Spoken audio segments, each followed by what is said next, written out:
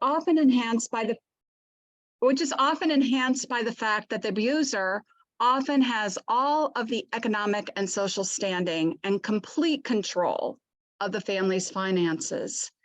These survivors' options are further limited by the fact that many who leave often face one or more additional barriers, including having at least one dependent child, not being employed outside the home, possessing no property that is solely theirs, and lacking access to cash, bank, or credit accounts.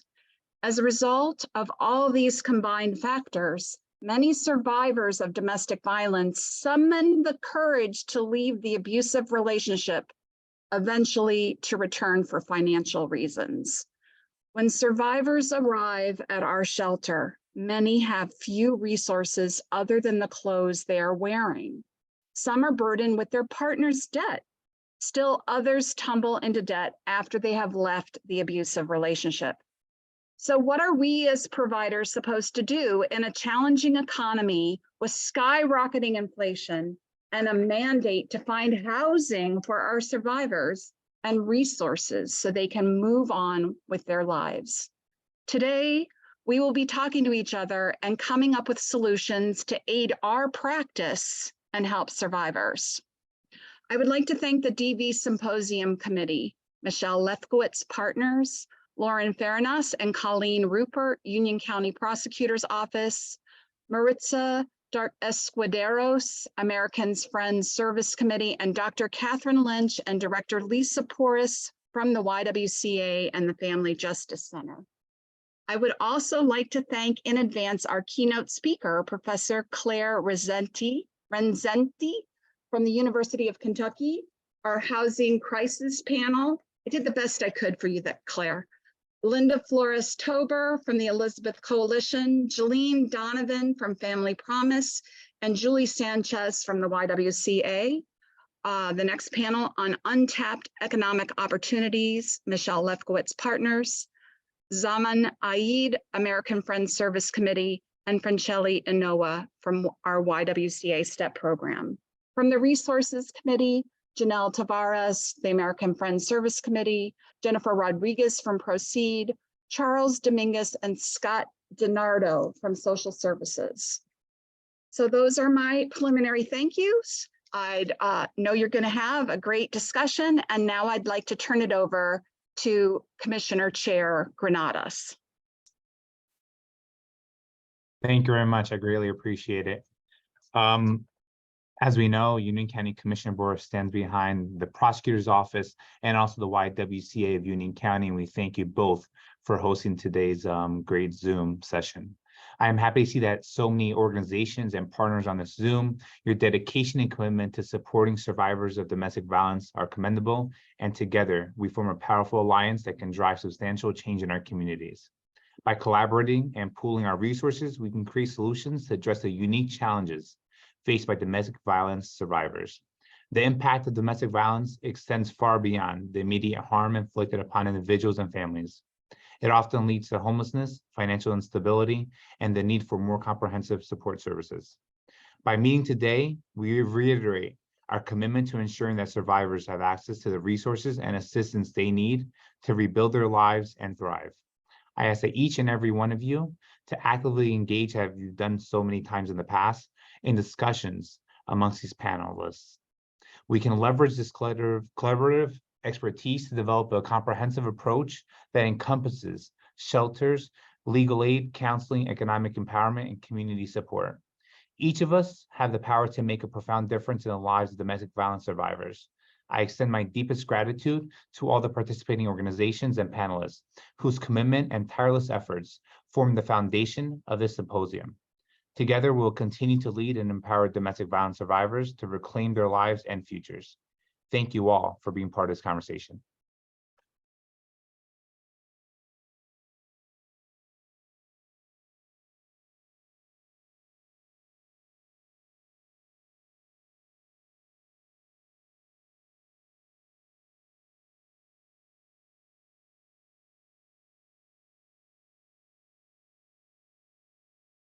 I'm delighted to introduce our keynote speaker today, Dr. Claire Renzeti. Dr. Renzetti is a world-renowned expert on violence against women, where she has studied the issue for over 40 years. She is the author, providing for 1 second, I apologize.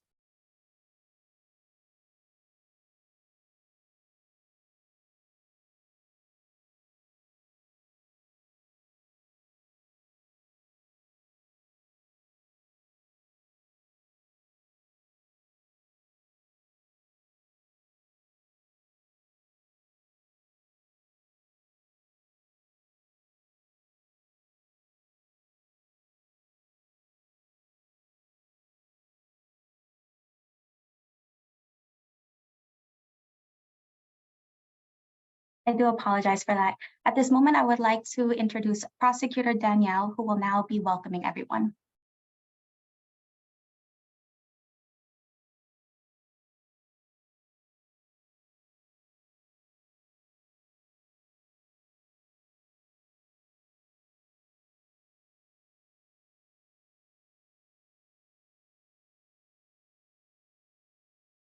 Good afternoon, everyone.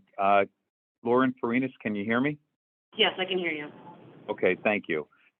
Good afternoon, everyone. I'm sorry I couldn't appear in front of you via camera. I'm having some technical difficulties with Zoom, but I did want to indicate to you that it's an honor for me to be here today to welcome you to this important event. My name is Bill Daniel, and I have the privilege of serving as the Union County Prosecutor. And I'd like to begin this symposium by thanking our partners in this endeavor, namely Union County through its Board of Commissioners led by Chairman Sergio Granados and the YWCA. For 9 years now, our organizations have joined forces to host an annual symposium on domestic violence. Our symposium aims to bring together all those who serve victims of domestic violence in multiple capacities.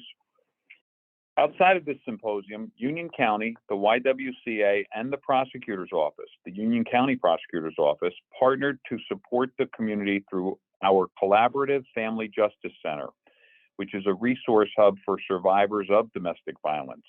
All Family Justice Center partners encourage survivors to access support and resources through Union County's 24-hour domestic violence hotline, which is available at 908-355-HELP. That's 908-355-4357. As we all know, domestic violence is a serious problem that can have a devastating impact on survivors, not only physically and emotionally, but also financially. They may be struggling to make ends meet, find a safe place to live, or keep their jobs. In today's trying times, these issues are often exacerbated. Today's incredible lineup of speakers will further educate you on the resources that are available to help our survivors. Speakers and attendees, thank you so much for dedicating time this afternoon to this important conversation. Your participation here is a testament to the support we as a community strive to provide each survivor. And speaking for everyone involved in making this symposium possible, we hope you enjoy today's program. Thank you. Let's proceed onward. Thank you so much. I'm delighted to introduce our keynote speaker, Dr. Claire Renzetti. Dr. Renzetti is a world-renowned expert on violence against women, where she has studied the issue for over 40 years.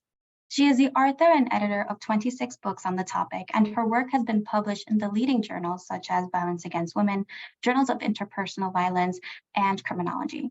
Dr. Renzetti is a professor of sociology at the University of Kentucky, where she is also the Judy Conway Creighton Endowed Chair for Studies of Violence Against Women. She is the editor of the peer-reviewed journal Violence Against Women, and she is also the editor of several book series on the subject.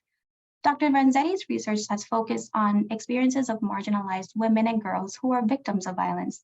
She has studied the problem of domestic sex trafficking, and she has also conducted research on the effect of religiosity and religious self-regulation on intimate partner violence. Dr. Renzetti is a passionate advocate of victims of violence, and she has worked tirelessly to raise awareness of the issue. She is a member of several professional organizations and has served numerous awards for her research and community service. Dr. Renzetti, thank you for joining us today. Thank you for inviting me. I'm going to share my screen because I have some slides to share. I can get it to share. There we go. All right. Let's see if it's good. There we go. Okay. Can everyone see the slides, I hope? Thanks so much for inviting me to join you this afternoon. And thank you all for taking on this important issue. On a personal note, I work at the University of Kentucky, and right now I'm in Texas. But I was born and raised in Wilmington, Delaware, and I miss the East Coast a lot. So I'm feeling the connection to New Jersey now. It's great to be with you, even if it's only on Zoom.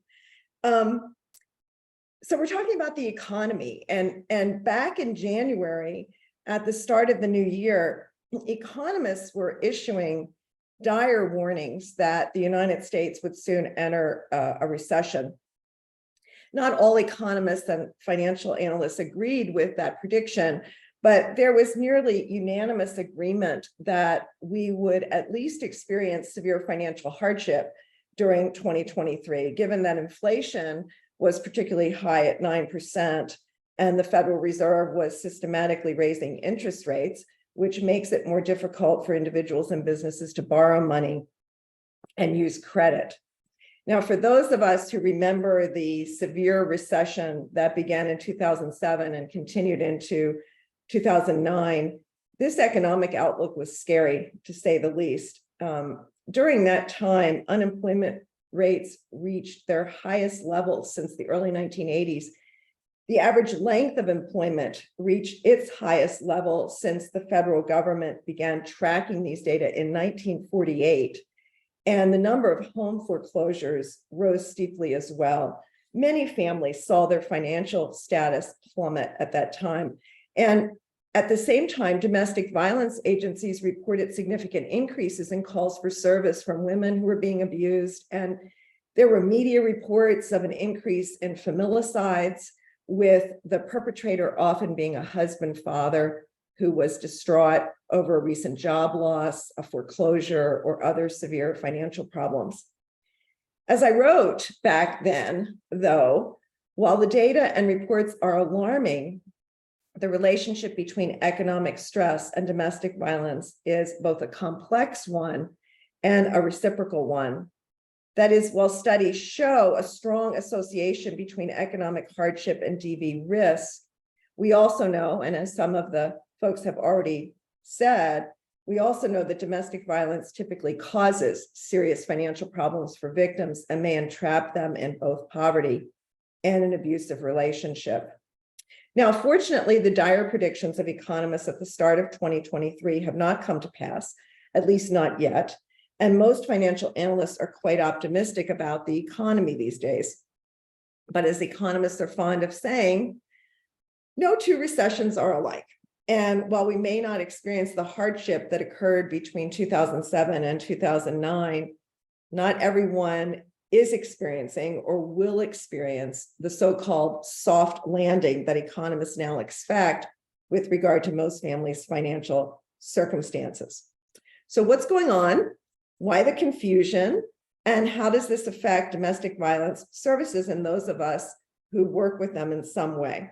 Well, to answer these questions, let me first provide some economic context that I think is most relevant to our concerns here today. And then I'll talk about the implications for serving survivors. So first, the present economy. Why has the country not plunged into a deep recession? Well, one of the factors that appears to be most important in this regard is the unemployment rate, which is now 3.6%, the lowest it's been in almost 50 years. And I know that you specifically are looking at New Jersey. I'm giving you a bigger national overview, but I'll try to relate this to some of the data that was presented in the introduction. If you follow the jobs reports, you've seen that just about every month this year so far, employers have added several 100,000 jobs. In May alone, 339,000 jobs were added, almost double what economists had expected. 83.4% of people aged 25 to 54, which are considered the prime workforce years, are now in the labor force, which is the highest percentage since 2007.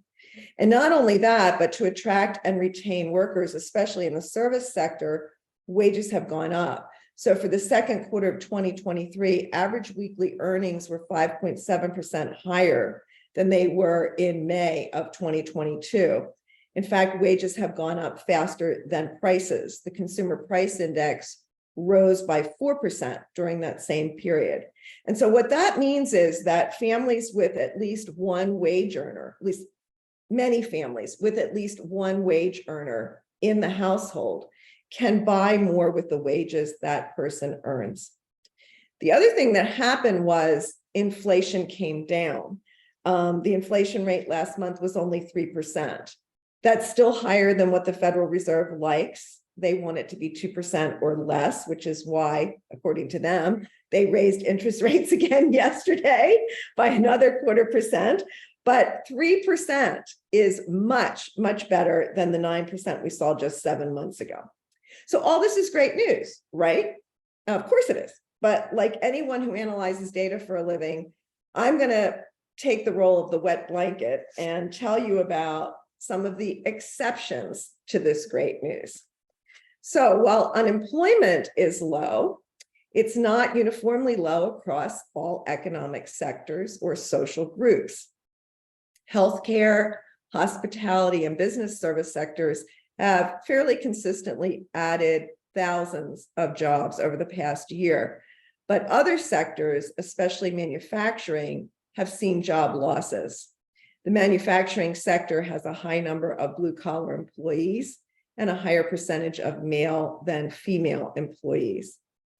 At the same time, we continue to see significant differences in unemployment rates by race, ethnicity, and sex. And you can see some of those differences in this table.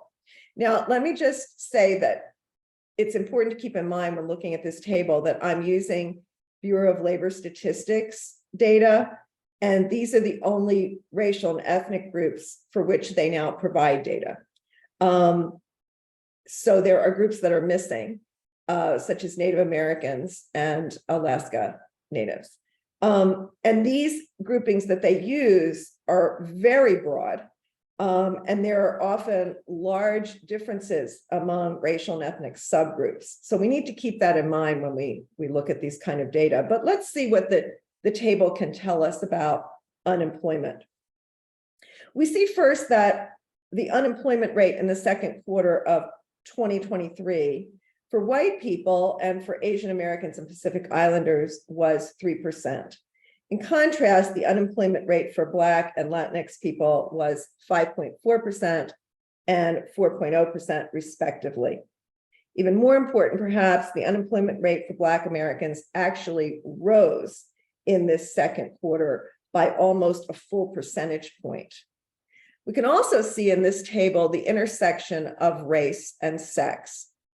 Women in every racial ethnic group have a lower unemployment rate than men, except for Latinx people. Now, think about that.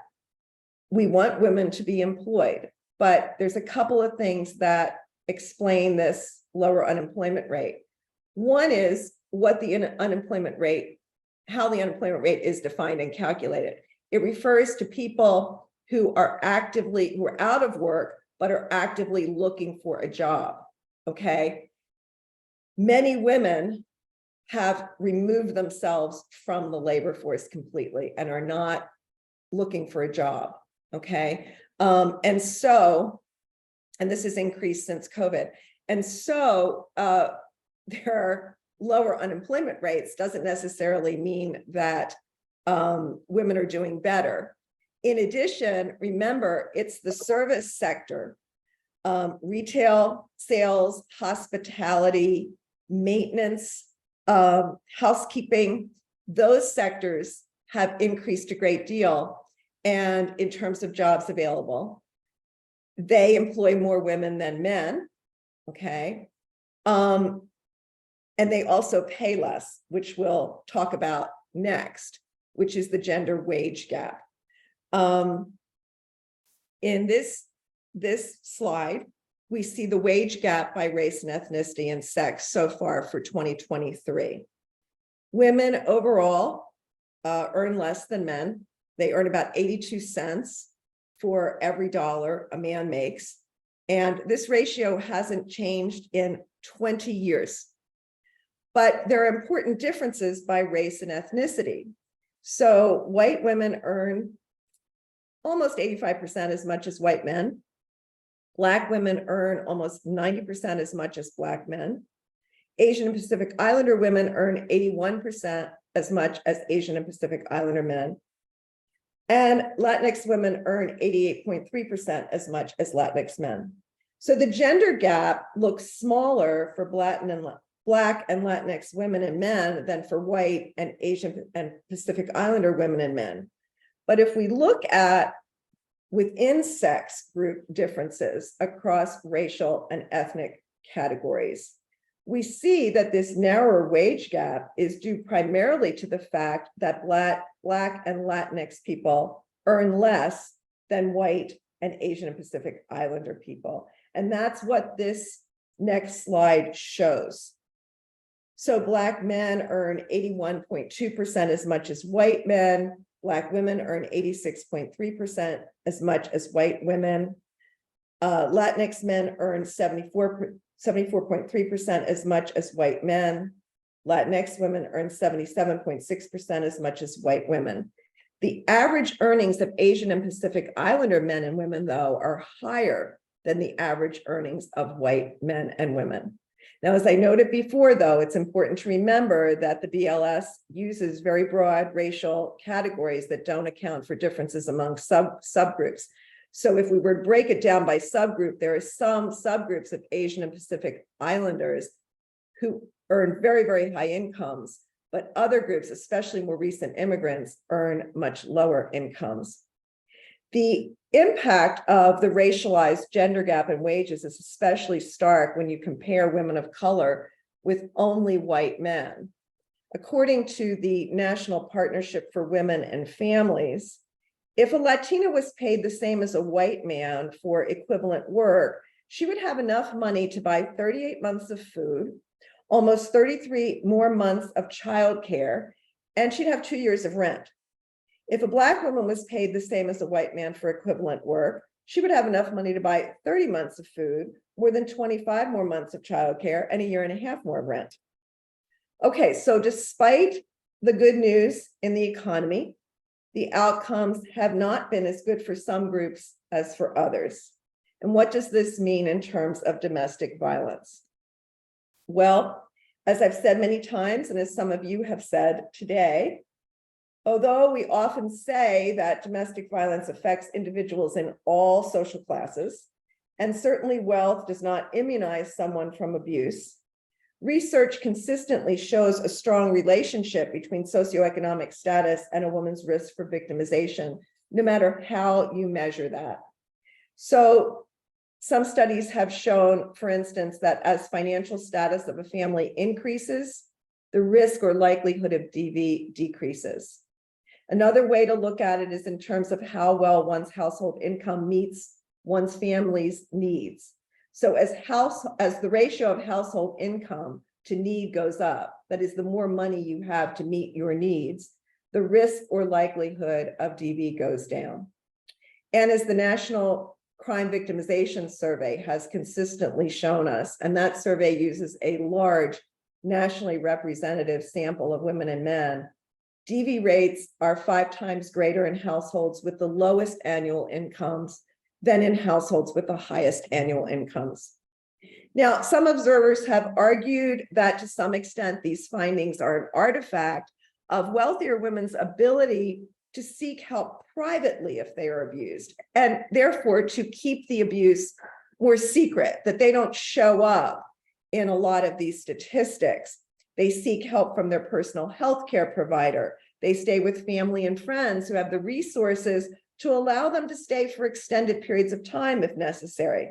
Or they can go to a hotel, or they can afford to rent an Airbnb or VRBO. And poor women don't have that option. That is all true, but the fact remains that economic hardship, while it may not always cause domestic violence, it almost certainly worsens the situation of poorer women whose partners begin to abuse them or have been abusing them for some time. As I just said, it means they have fewer alternatives. Poorer women do seek help from family and friends, but it's important to keep in mind that those family members are also likely to be experiencing precarious financial circumstances. So their ability to support and house an abused family member and her children for more than a brief period of time may be severely constrained. Women who don't have family and friends who can take them in, or who can only assist them very temporarily, will go to a homeless shelter or to a battered women's shelter. Some studies have shown more than 20% of DV survivors combine informal help from family and friends with help from formal help providers, such as a shelter. And this is especially true for housing assistance. As providers, you may in fact see the need for shelter increase in the months ahead if you haven't already, because the housing market right now is so tight and so expensive.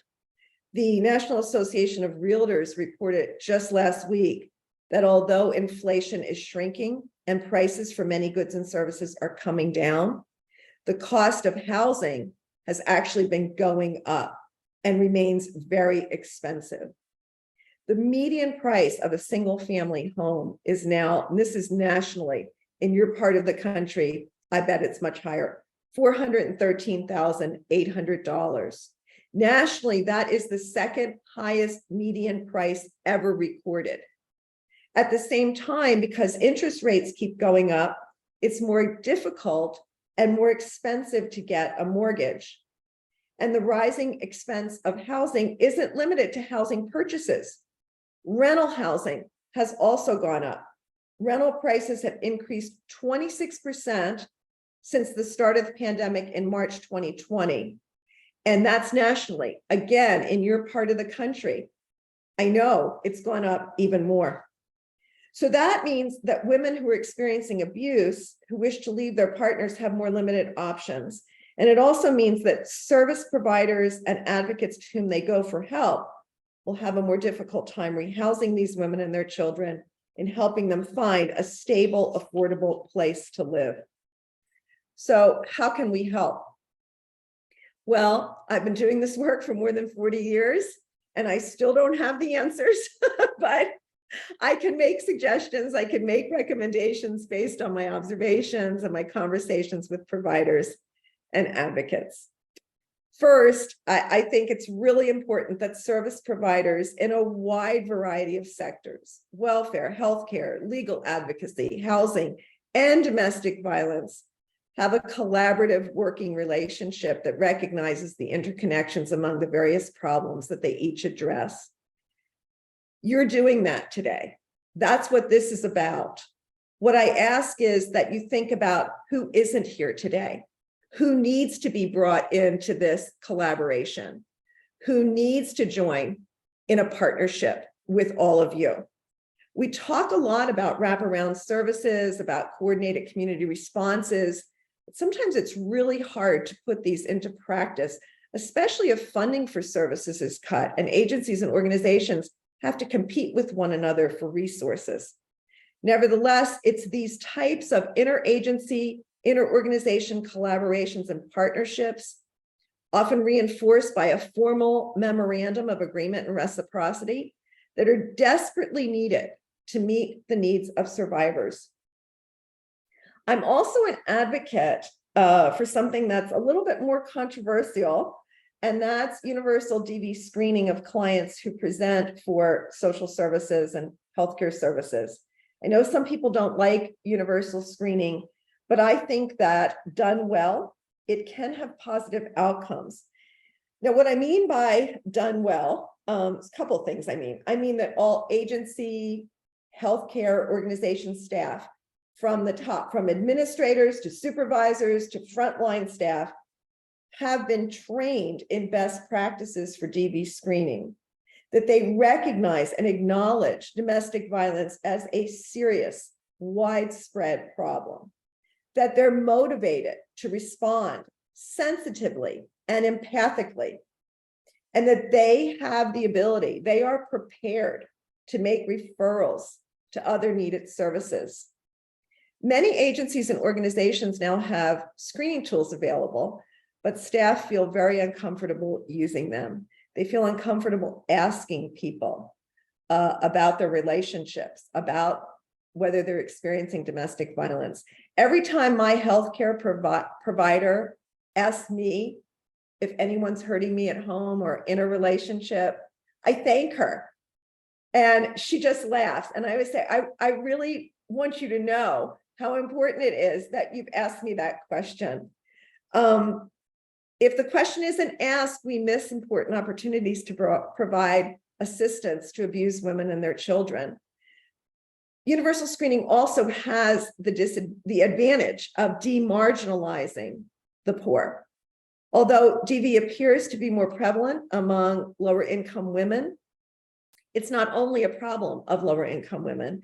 And universal screening means that lower income women aren't singled out. And that helps break down stereotypes about both poverty and domestic violence, and all women benefit. Now, I said I'm a general supporter, or in general supportive of universal screening. But I have another caveat to that support. One of the problematic aspects of screening, even when the screener is empathetic and sensitive, is women's fear, especially among women living in poverty and lower income women, that if they disclose abuse, they may trigger an automatic report to child protection authorities, with the potential result that they'll lose custody of their children. For example, the state where I work, Kentucky, had a mandatory requirement of reporting DV committed by spouses, but interestingly, not dating partners, when it was disclosed to us up until 2017. So if a married person disclosed to me in my role as an educator, essentially employed by the state because I work at a state university, I was mandated to call the state cabinet for health and family services and report that. And then staff at the cabinet were supposed to launch an investigation into the person's circumstances. Not surprisingly, this inhibited many victims from disclosing to people like me who could potentially help them. I lecture about domestic violence in my courses. And so it always happens that someone will come up to me, starting with the sentence, "Never told anybody this before," okay? And right away, up until 2017, I had to stop them and say, I have to tell you that if you disclose to me, I'm mandated to report it. That's a horrible feeling because you feel like you're shutting people down. We also found that even when reports were made to the cabinet, and there were about 40,000 reports a year, less than 50% resulted in an investigation because the staff often couldn't locate victims. So the law that was supposed to help domestic violence victims get services, that was the argument for putting it in place, to a large extent failed in that regard. In June of 2017, though, the mandatory reporting law was replaced by a mandatory information and referral requirement, so that anyone who discloses abuse, married or not, is now given educational materials related to domestic violence and dating violence. They're given information about how to access regional domestic violence programs and/or rape crisis centers, and how to access protection orders. And the list of people who are mandated to provide this information is very long, but school personnel, educators are among that group. I've always kept this information on hand, but now it's great to know that others have to have it too. So I support universal screening then, as long as you're not in a place that would jeopardize the safety and security of the person who discloses, or put them in another type of jeopardy, such as having to deal with CPS. Now, on my big wish list for things to do would be the construction of high quality, low cost public housing and the creation of high quality, low cost, or free childcare. And when I say those things, I'm often met with eye rolls and mumbles of dream on. I can't hear you saying it because you're muted, but this is what happens sometimes when I say this. And okay, they may be pie in the sky, but I still think we have to fight for them, that we have to lobby for them, that we have to be visible and vocal about the need for them so that we can better represent and advocate for women who experience abuse.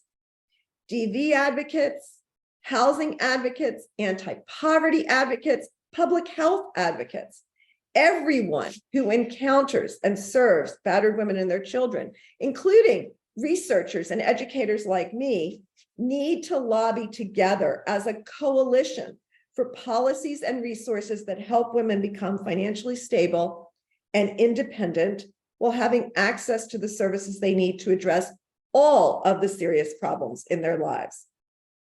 Lobbying and educating businesses and employers is also important, not just politicians, but businesses and employers. And one way to do it is to appeal to their bottom line. Studies show that DV-related injuries to women cost about $5 billion a year in medical expenses and lost productivity. And about half of this cost is borne by the private sector in the form of health insurance payments and sick leave. Employers need to be educated about how dangerous it is for them to support a batterer by, say, posting bail for that individual or testifying as a character witness on their behalf in court, or by simply looking the other way if they become aware that one of their employees is abusing an intimate partner or is being abused by an intimate partner. There are many formal and informal things that employers can do to promote the safety and well-being of their employees. And these things are beneficial to all employees. I just learned the other day that my partner, who is a banker, has an employee whose husband burned all of her clothes, took all of her clothes and set them on fire. She had no clothes to go to work. And so what he did with his HR officer was go out and buy her a new wardrobe and provide her with clothing. And they also stationed a plainclothes police officer at the bank branch where she worked. Those are really simple things that made a tremendous difference in a person's life, in a battered woman's life. And it's something other employers can easily do if they know that, if they're told, do this. This is helpful. Here's a whole bunch of things you can do. Finally, and I know I'm preaching to the converted here, but we also have to listen carefully to survivors when they tell us what they need and want and wish, because their needs, wants, and wishes won't be the same across all survivors. Typically, though, they include tangible support in the form of food, stable and affordable housing, and financial and employment assistance. Emotional support and psychological counseling are critically important, but at the end of the day, survivors say they most want help in identifying and securing financial assistance, safe and reliable childcare, safe and reliable transportation, a job or educational assistance, and safe housing. Then they tell us, I can get my life together. And the emotional support and the psychological counseling will be very beneficial. There have been several tools developed to help survivors achieve greater financial stability. Many of you are probably familiar with the Allstate Foundation's Moving Ahead curriculum. It's really very good. This curriculum is designed to help survivors become financially secure and independent by teaching them about things like budgeting, managing debt, and improving credit. It's intended to be an educational tool used by DV advocates at their agencies with survivors who come to them, but survivors can use the curriculum on their own as well. It can be downloaded for free from the Allstate Foundation website, which I've posted here on the slide. Let me conclude by saying that we know that whether this country is in a recession or not, survivors of abuse are typically navigating a very precarious financial situation anyway, while simultaneously trying to protect themselves and their children. By coming here today, we're using our creative, financial, and political will to help them do both of those things. Thank you again for inviting me to speak with you today, but thank you most importantly, for the transformative work that you do every day. Thank you. Is there time for questions? I can stop sharing my screen. If there's time for questions, I'll answer them. I know there's only like 4 minutes left. I apologize for that. I also can't stay for the rest of the symposium because I have a family member in the hospital. So I'm going to be going back to the hospital. But if there is time, I'm happy to answer questions, or people can simply email me. Dr. Renzetti, thank you so much. Yes, please, if there are any questions, we did have one question in the chat when you were discussing wages between men and women. Yeah. The question was, what about Lilly Ledbetter Act that President Obama signed in 2009? Yeah, so that there have been, that's not the only law, okay? There have been a number of laws to improve or narrow the wage gap overall, okay? And the question becomes then, the major question for employers, most employers have interpreted equal pay for equal work to mean the same job, okay? But each job has various characteristics. And so what counts as equal work is often interpreted very differently because the job descriptions are different. So it goes much deeper. It goes to the job description itself and what the responsibilities and work tasks are and how they are intrinsically valued.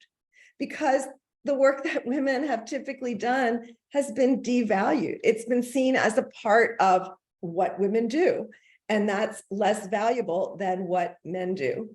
The types of jobs that women do in the service sector, for example, have always been considered less important, less valuable than the jobs that men do, because those jobs are often seen as an extension of women's work, which is really terrible. So the law, as it's written, is important, but the law as it's enforced can be very, very different, or the law, what I like to call the law in action.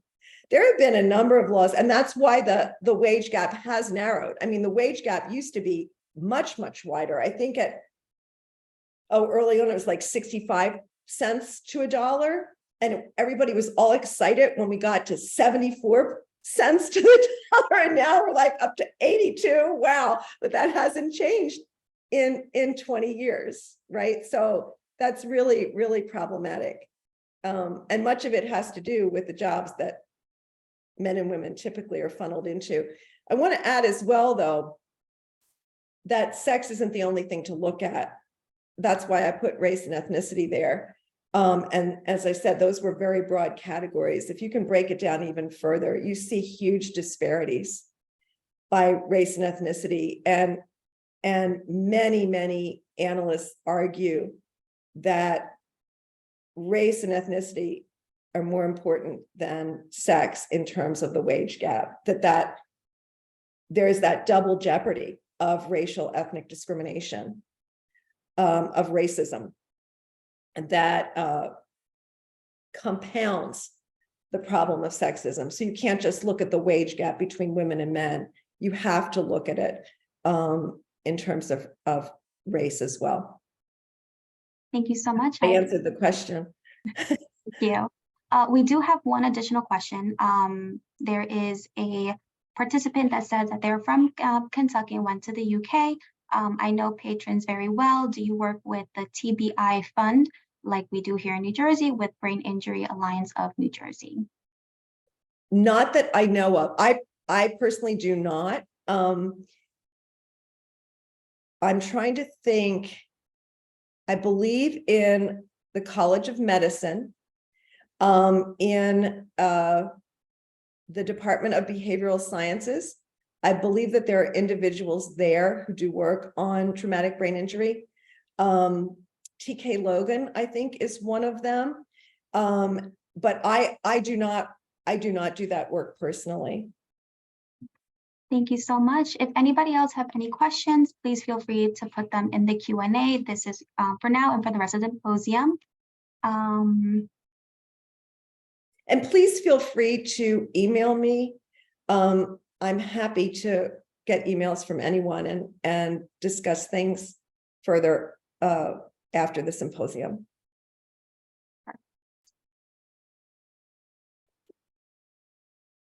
I'm just going to give them like maybe 1 minute to see, maybe they're just typing in last minute questions. Mhm.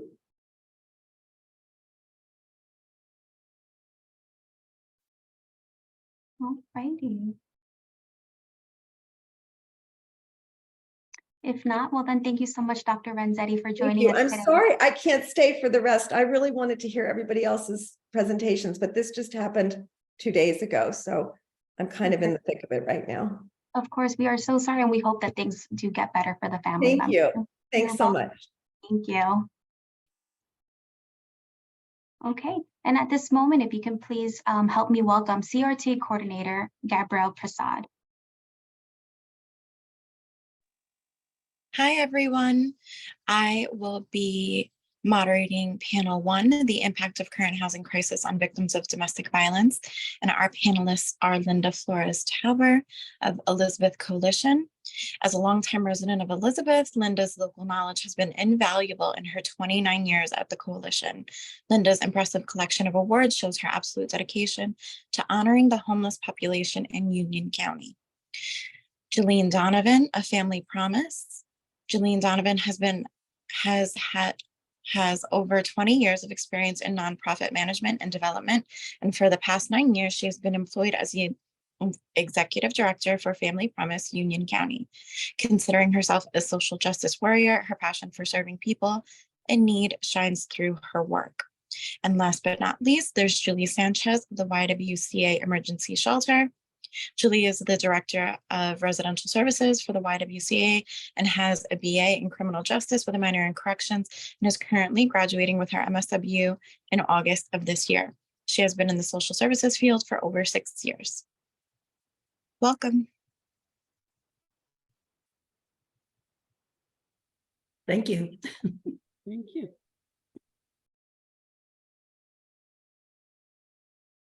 Thank you, Gabrielle.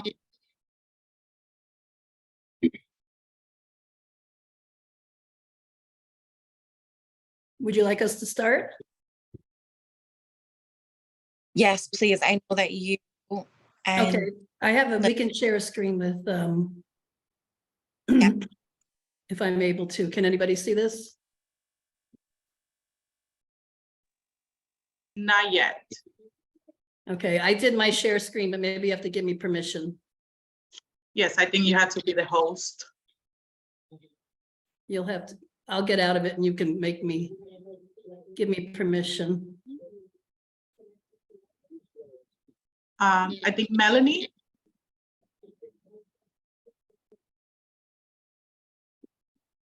I'm not Yes. sure who's the host. The share screen should be at the bottom of your Zoom that you're looking at.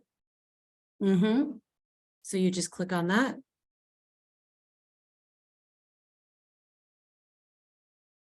Okay, hold on.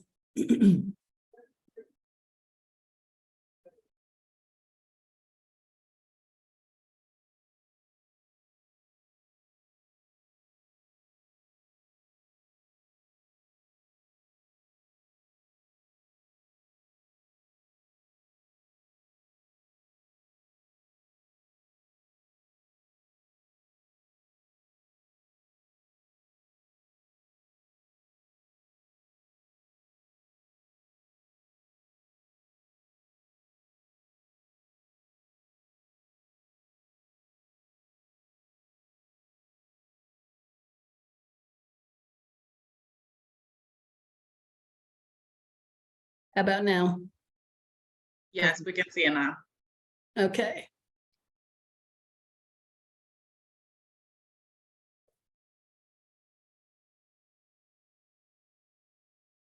Okay, hold on a moment. Well, you can see it, right? I can't seem to get to my,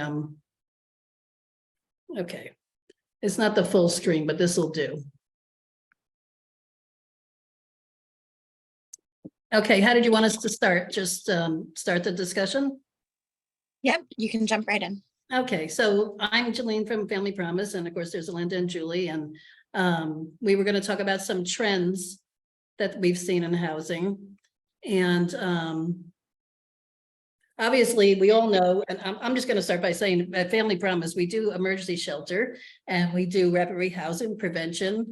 We're very lucky that we provide some shelter diversion services too, thanks to the commissioner and other people who have contributed funding to us for that. And in our emergency shelter, we are seeing the trend that it's very hard to get people. I'm sure in your domestic violence shelter too, Julie, you've seen this. The length of stay has become quite long. We used to have a 30 to 90 day length of stay, and now the length of stay is more like 6 months. And because of the shrinking low-income housing stock. And even when you have a Section 8 voucher or rental assistance, the landlords are not too keen on renting to folks with that because they can get over FMR. And so we really have to do a lot to help our families get into housing. I'm going to let Linda and Julie speak about some of the other points on the screen here. Well, I think one thing that we have to understand is that the landlords don't have like a system that they use. And it really, when we talk about low income, we're talking about workers. So people who you see in the stores, who provide services, people in the nursing homes, people who work not necessarily as teachers, but teaching assistants, all your ancillary personnel. The entire working class cannot afford to live in New Jersey right now. And what landlords have done is they have, when it says they're not always willing to rent to households with Section 8 or any kind of rental assistance, what they've done is they've raised their rents so far above, well, the whole market rent is so far above fair market rent, which is what we're required to, which is what the, our grants don't allow us to pay more than fair market rent. That it's impossible to find anything. Fair market rent is $1,606 in this area of the Elizabeth area, Newark area, and the average rent for a 2-bedroom is about $2,200 a month, I would say, is the average 2-bedroom that we're finding. Add on the layer of the trifecta that our landlords do. Number one, they demand that your income be 3 times the rent. So if it's $2,200, that means someone has to have a monthly income of $6,600. And we'll talk more about what the average income is for working class folks. The other thing they demand is that you have a credit score of 650 or greater. And some are now asking for 700. So that just, I think people who own houses have significantly lower credit ratings, but when you're looking to rent, they demand that your credit be that good. And it's difficult. I mean, people are still recovering from the recession. And the last thing they look at is the history of evictions. I don't think most people know is that when you're evicted from an apartment, that is a lifetime sentence. That is on your record for the rest of your life. So if you've lost an apartment with your buddies back in when you were in your 20s, and now you're in your 40s and you're trying to find an apartment, you and your children, that's held against you still. Now, some landlords do look at this stuff individually and kind of weigh it, but what we find are most landlords, many landlords now use an algorithm online, and so all they get is a score, and they may not even know that you had a history of eviction. And they just say, oh, sorry, you have a 60 and you have to have an 85 in order for us to rent to you. And they send you off packing. So that's a problem.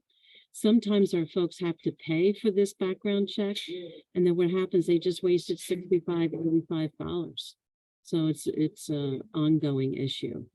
And let me add, Lynn, to what Linda's saying about the fee that they have to pay. It's not just that. Now there's people need thousands of dollars to get into an apartment, not just the security deposit, because realtors have gobbled up all the available housing. And we have just worked with a lot of clients recently where they don't only have to pay their tenant realtor fee, which could be $1,000 or the monthly rent. They are also being asked to pay the landlord's realtor's fee. That's another $2,500. And then many times they're also asked to pay a landlord incentive fee in addition to that. So the fees are extraordinary. And I think there's actually a bill, I think the Biden administration is putting forth something to get rid of these exorbitant fees, these junk fees, I think they call them. So we have to keep our eye on that. And then the other issue is habitability with the lower rent apartments. Which we've all seen that too. We've actually had families move into some terrible places just because that was the only thing that was available to rent. With the eviction moratorium, we saw so many landlords, once they got paid, once the COVID funding stopped and they got their back rent, they didn't renew the lease and we lost low-income housing. We lost more low-income units because they raised the rent. Julie, do you have anything to add? Yeah, adding to what you guys were saying, I think that even though landlords do not directly deny clients, okay, they do not directly deny clients because of, oh, is this me? Can you guys hear me right? Yes. It's a little reverb. Yeah, I know, there's like a background noise in the back. Sure what it is. The landlords do not directly deny the clients because they are using a government program or anything like that, but they do find other ways to still deny them, just because of other reasons. But everything that you guys said is 100% right. Right. I'm going to go on to the next slide. Oh, go ahead, Linda. Because people can pay cash up front. And Right. that's a problem. If you don't have cash up front, you're depending on an agency giving you assistance, which is a process and sometimes could take, a month. Right. Landlords are not willing to wait, and so they'll take the cash that the person has in their hand right there. And let's just say the shrinking housing stock is also due to natural disasters that we experienced in Elizabeth in 2021 with Hurricane Ida. We lost 355 units of beautiful housing that was only built a few years before that, but now it's in a floodplain and we lost those units. So the trend, even though we're so short of housing, we're losing housing. And the next slide we wanted to show, I'm sorry that I can't get into my top taskbar to make this a full screen. So anyway, the National Low Income Housing Coalition, which I'm sure most of you have heard of, they put out a couple of wonderful reports each year on affordable homes. And the GAP report shows a shortage. And one of the things that they said that 26% of renter households are extremely low income. And this is just for New Jersey. So in New Jersey, there's 23,000 and change of extremely low income renters in New Jersey. And the second line, I think, is the most important one because New Jersey has a shortage of 224,531 rental homes for extremely low income renters. So when Julie and Linda and I and our staff, we're going crazy looking for units for our families, they're just not out there. They're just not out there. And a maximum income for a 4-person extremely low income is $33,060. In New Jersey, you need $69,670 to afford a 2-bedroom rental. I'm going to I'm sure most of you, because a lot of you are in the business, we wanted to put up there what the income limits are. So go down to the bottom one, extremely low income, 30%, the $350. That is just impossible to afford anything.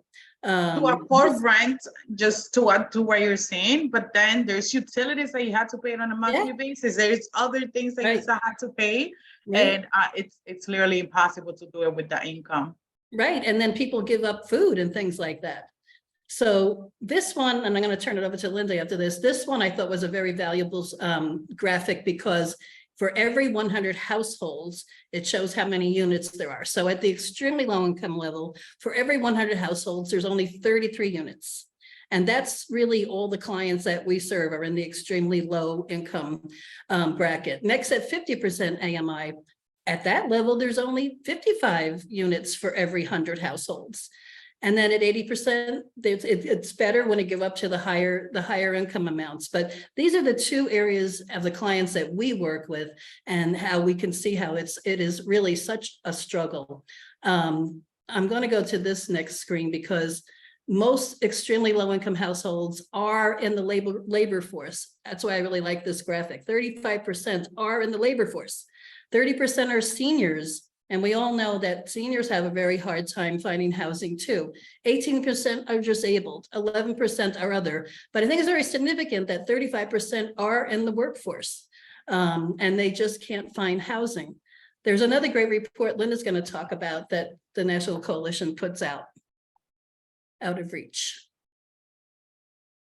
Yes, that's the out of reach report. And I'm going to also compare a little bit with the out of reach report that the Housing Community Development Network of New Jersey puts out, because it says the same thing. Mm-hmm. But if you look at the area where it says most expensive areas, you don't see Union County mentioned. But believe me, we're nestled right in the middle of it all, and our rents aren't any better. And so, you know, in Union County, you do need to have an income of about $33 an hour in order to afford a market rate 2-bedroom apartment. Yet the minimum wage is $14 and the average renter wage is $24. So you can see that they're the income is well below. And this is working class people. These are the people you see every day, like if that song goes, the people in your neighborhood. And so, you know, if workers can't afford to live in the area, imagine if they are on some kind of public assistance, such as senior citizens. We're seeing more seniors on fixed incomes than we have ever seen in my 33 years here.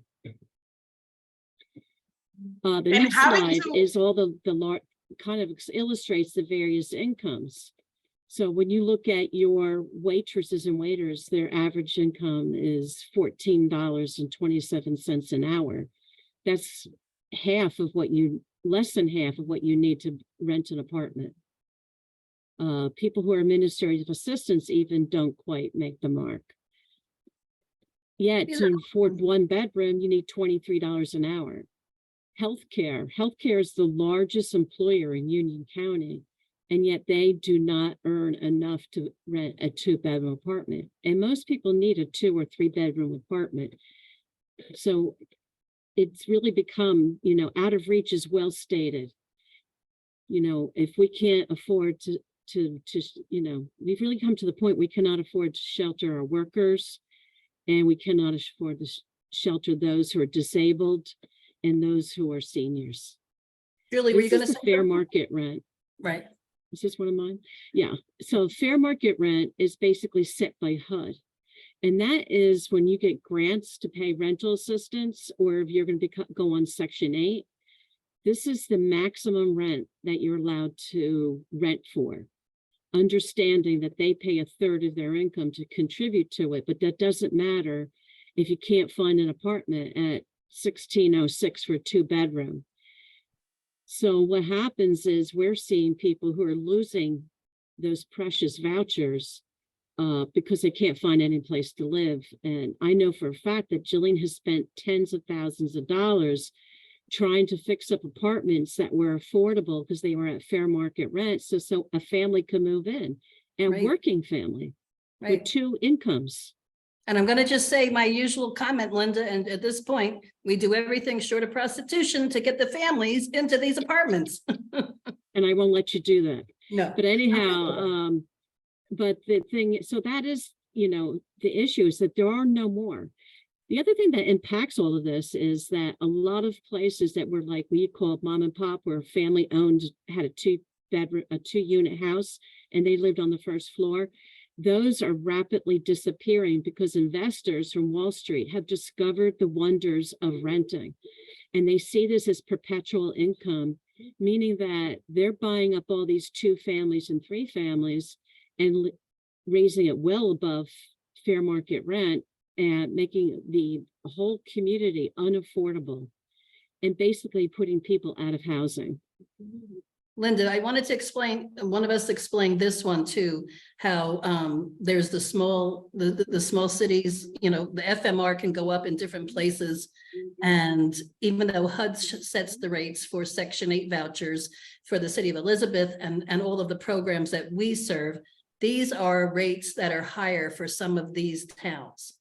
Because you can go up to 110% of the fair market rent. I don't know if you wanted to talk any more about that, Linda. Yeah, I mean, it does help some of our folks to move in that area, but then you're going to hit your head against other issues because they're going to screen them very closely for credit rating and other items like that, because it's still legal to discriminate on other, you know, they have other ways of not taking people on vouchers. And, you know, a lot of it is because many of them are people of color who are moving into these very white neighborhoods. And so the issue is how can, you know, they look for ways to screen out the folks. A lot of times they just might say, well, we don't have anything available now. As soon as they hear you have a Section 8 certificate. I wanted to, I thought it was good for us to show this information about the fair market rent because HUD is always looking at calculating their philosophy, how they calculate fair market rent. And, you know, people have to get involved with that. You have to get involved at your state legislative level, at the HUD level, and you really have to campaign because fair market rent is not fair market rent. and it's really sad that we're able to get some of our families Section 8 vouchers and other rental assistance, but as the 3 of us know, the deadline comes and goes and then they lose it. So this is one area where where people can help us with this. Another thing that you had asked us when we were all 3 of us getting together for this is how have we helped with this situation? And the things that are listed here, all of us has helped. I'm going to let you 2 talk first, Julie and Linda. Well, I have to say that, you know, one of the ways to preserve affordable housing where people are living in it is to provide them with homeless prevention assistance, which we call back rent. And because that keeps people in their housing, they don't become homeless and they don't have to go on this like quest to find some place that that is at fair market rent. So it's really important that we continue to be funded for homeless prevention money so that we can keep people in their housing. I'm going to add to that. I think that one of the most important things that we have to do with you know, everyone is educate them, and specifically when it comes to location. As you said, Janine, you know, on the PowerPoint that you had before, not everywhere is the same brand, and not necessarily. Can you guys hear me right? I can still hear that in the background. We can hear you. It's a little reverby. Yes. Okay. So housing search and location, the one of the things that you have listed there, it's very important that we speak to our survivors, we speak to our clients to educate them on, you know, how there's different rent requirements in different places, and not everywhere that they want to specifically go and that they feel the most comfortable at. It's where they if they have a program or if they have income or what, you know, it's gonna meet their needs, if that makes sense. We just want to make sure that we educate them and tell them and you know, advocate for them with the landlords as well as brokers, to remind them the population that we serve and the way that they can help the survivors as well. Advocacy is everything. You're absolutely right, Julie, with everybody, with, you know, with all the families we serve with our emergency shelter and all the others, 50% do have DV background. Because as Claire said, you know, they all fall into a lot of them into the low income category, extremely low income category. And whatever way we can educate all of the families with how to present themselves. I mean, you have to get that upper edge that to help the families. And I think that all of us, all we agencies, we also have to have flexible funds available so that we can pay those extra fees on behalf of the families. It's really unfortunate that that's the market we're in right now, that it costs a lot of extra money to get people into housing. Yeah, and not into moving to another apartment, moving into an apartment, it's very expensive nowadays. Right. So having that extra help and those incentives, and we as provider being able to help them with that, it really helps our population. And we have to all get involved with the creation of low-income housing. Linda, you've done some of that. I was about to jump in. You know, there are many social service agencies are looking to create low-income housing. I will tell you that we depend a lot on grants from HUD, and they make it very difficult to do that. Also, the towns are not very open. We get a lot of NIMBYism about the creation of low-income housing. And so often they'll put you in an area or give you a piece of property that is frankly almost impossible to build on. So that's a big issue. But we all, you know, our goal is to build 50 units in 5 years. That's really a drop in the bucket. But if everybody threw a drop in the bucket, we could make a difference. And if landlords could just take fair market rent for one apartment, I don't think it would lower their income so much that they could help one family. So we all can do a little bit of something. And as I said, if we all threw a drop in a bucket, we'd have a full bucket. But we need to create low-income housing, and we need to create the demand.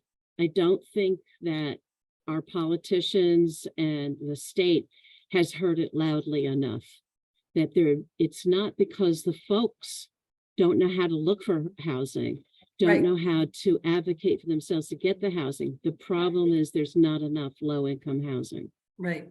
And I wanted to add, after what Linda had done, we too in Family Promise are helping to create low-income housing in a very different way, because we partner with congregations in Union County, and we have a program called we're doing Compassionate Housing Solutions, and we are partnering with our congregations to retrofit their properties and their buildings and the space they don't use anymore into low-income housing. We have an almost completed project in New Providence with St. Andrews.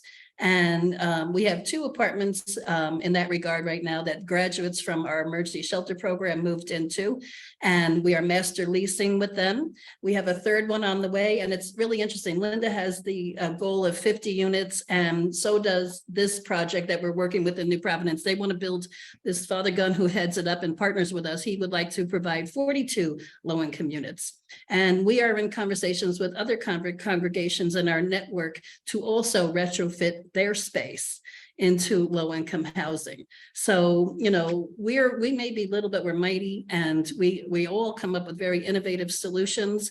And I swear, I'm looking at this screen here, and I left something very important off of here with the commissioner here. I should be just shelter diversion. We have done shelter diversion, and that keeps people out of the experience of having to be in a shelter. But shelter diversion works best when we have an availability of housing, because you want to divert someone from shelter very quickly. And another part of shelter diversion that we do is we help people relocate to friends or family or other parts of the country. And so in that regard, we're helping to preserve housing in a sense too, because we're helping families with family mediation, getting back together. I mean, we have so many creative and innovative ways that we can help this, and we just have to all work on it together. We also I have to agree with you, Jillian. Just going back to that last slide that you had. Yep. Diversion and diverting the client into going to a family member, a friend, not only helps with housing, but it also helps with their mental health. It helps with whether they are gonna be they're gonna feel later on, how they're going to react, how they're going to overcome the situation that they're in. So that's, yeah, that's pretty important. That's a really good point, Julie, because so many times when people have destroyed their connections or lost their connections, that's what causes their homelessness. And if we can reignite those connections, you are so right. It just is. Yeah, so they much- need that extra support is definitely needed when you're going Yes. through a situation like that. And there's another nonprofit in Central Jersey called Home Sharing, which some of you might have heard about. And that's with they vet the homeowner and they vote the person that wants to share their home. And they've been doing some great work for 30 years. And that's another area that we can look into. That helps some seniors keep their housing, their home Exactly. that they own. Exactly. And help another family. Our transitional housing creates common space for that very reason, so that people can have, they have a situation in common that they can help each other. And Right. it works out well. Another thing I wanted to mention is at Family Promise, because of the pandemic, we had to change from our congregate shelter program, and now we do scattered site emergency shelter apartments throughout Union County. And that has been such an amazing outreach to landlords who have gotten to know families who are extremely low income, who they would have never taken a chance on before. So many times when a family has lived at our emergency shelter apartment, the landlord's like, wow, this family's pretty cool. And they take out the garbage and everything. We're going to rent to them. On paper, we would have never rented to them. So it's all of that too, getting out in the community, making the landlords our partners as best we can. And we actually, I think you do too, Linda, we help landlords maintain their apartments. Linda referred to the $10,000 client before, and it's a mutual, we've worked on this case together. It's actually 11,000, but this young man, this is a really good example though. It was a young man who was referred to us from the coalition because Linda and they had helped him for many years, and 3 children. They came into our shelter program. They received a Section 8 voucher. And as everybody talked about today, it was coming to the deadline. They were going to lose that voucher. And we were like, oh my goodness, we can't have them lose this voucher. And the only apartment that was actually available or that would rent to them had a major fail from the Section 8 inspector. I've never seen a complete fail before. It was pages and pages of everything that had to be done. So we have private funding for situations like this, not a lot, but a little. And we decide, okay, we're gonna help the landlord make all the fix here. And so we did what we could. We put a crew in, and it failed again. So we had to put the crew in again. We actually contributed $4,600 to fix that apartment so that they wouldn't lose that voucher, because they had the paperwork had gone in with that apartment. And if they didn't get into that apartment, they were going to lose the Section 8 voucher. So we had to pay a landlord incentive fee because there was a difference in the fair market rent by $160 a month. So times 12 months was $1,920. We actually paid the landlord that landlord incentive fee. And we were lucky to negotiate with the landlord on the $4,600 investment we made. And we put a lease addendum on that said that the family in essence paid the $160 difference in FMR for year 2 and year 3. So they were guaranteed there to be for 3 years. But as Julie and Linda will tell you, we can't afford to pay $10,000 to $11,000 for every family to get them into an apartment. So it's very difficult. And I don't know if one of you want to talk about some. Linda, you have this great about organizing and supporting New Jersey statewide rent control. Sorry, I just want to jump in. I know it's so riveting, but we have about 7 minutes. Okay, I'll give you the Reader's Digest version then. Yeah, it's the last one. almost, I mean, very few towns in New Jersey and certainly Union County have rent control. And what we would like to see is a statewide rent control rate of 3% per year. That at least will kind of stop the bleeding and allow people who are in housing to be able to continue to afford it as we try to create those 250,000 new units that we need. So, please talk to your senators, your assembly people, and kind of push for that, a statewide rent control, because local municipalities are not going to do it. Even in Elizabeth, I mean, we lost the $20 cap. So if you're renting a $2,000 apartment, you're basically, the landlords are now getting 3 times more rent control. And I that think also number 3%, one is very important. The city planning board meetings to ensure fair share housing plans. As you know, Fair Share Housing sued the state for the regarding the Mount Laurel. Mount Laurel bill because it was not being enacted anymore. And so towns must create a plan and enact it to create fair, and affordable housing in their own municipality. And so you should be going to or paying attention to what your planning board is doing, because otherwise they will look for ways to not do it or to stonewall it. And it's really important to ensure that they do that. Many towns have already done it. I know Union, Summit, off the top of my head, Cranford, Garwood are all building affordable housing, but you need to really check to see what your town is doing. And I do think that we all have to adopt a housing first policy or housing first philosophy. And of course, housing first philosophy, that's getting people housing first and then put the supportive services in afterwards. But of course, that only works with a healthy, robust stock of affordable low-income housing. But it is something we should adopt. Julie? and just adding a little bit to what you guys were saying, having that, I can hear that thing again. Okay. Helping our population with that 3% when it comes to landlords and rents is going to give them a space to do other things. It's not only about, I'm sorry. Okay. It's not only about the rent. We want to make sure that people are able to save for the future, that they are able to do other things that is going to help them, is going to help their children, not, only paying rent and having that income to pay rent. Absolutely. Hi, I just want to jump in. There are several comments and questions, and we have just.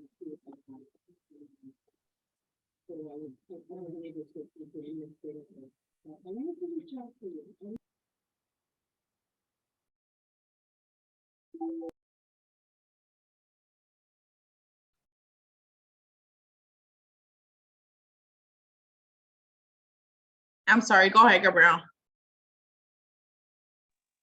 Sorry, no, I'm saying there are a few minutes left and there are several questions and comments in the chat.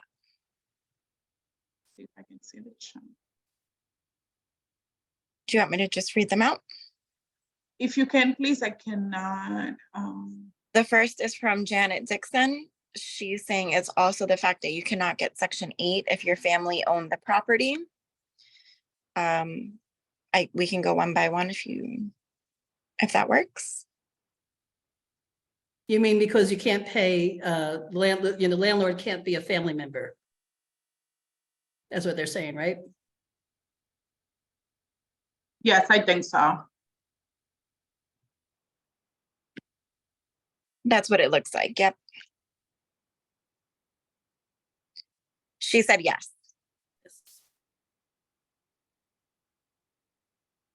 Where's the next question? The next question was a comment from Sandra Barnett saying the Biden admin just released a statement taking new actions to boost housing affordability and availability via CNN. Oh, that's great news. I hope that's something that really pans out. We'll see how that translates in the trenches. Janet then commented or asked, can you give more information on the home sharing? Yes, the home sharing is a nonprofit. We can send all this out afterwards too, because we will share the SharePoint and the PowerPoint. So all these points, and we can put information about home sharing and other things too. And it's a wonderful nonprofit. It's based in Somerset County, but it serves Union County. It serves 5 or 6 counties, I believe. And it works really well, as Linda said, for seniors who own their own home, and it's a little unaffordable, and they're actually feeling alone.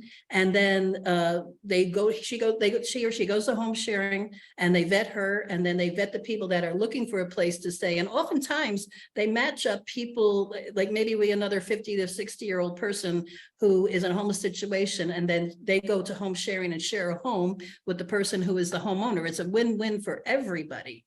And they'll take some families in too. It's a very low, they keep the rent very low for the person that's moving in to share the home. And sometimes I know they've actually exchanged services. If it was a younger person that moved in with an older person and they needed to go bring them shopping and driving them places. So they do some bartering too, but if you, we'll send that out to you, the information.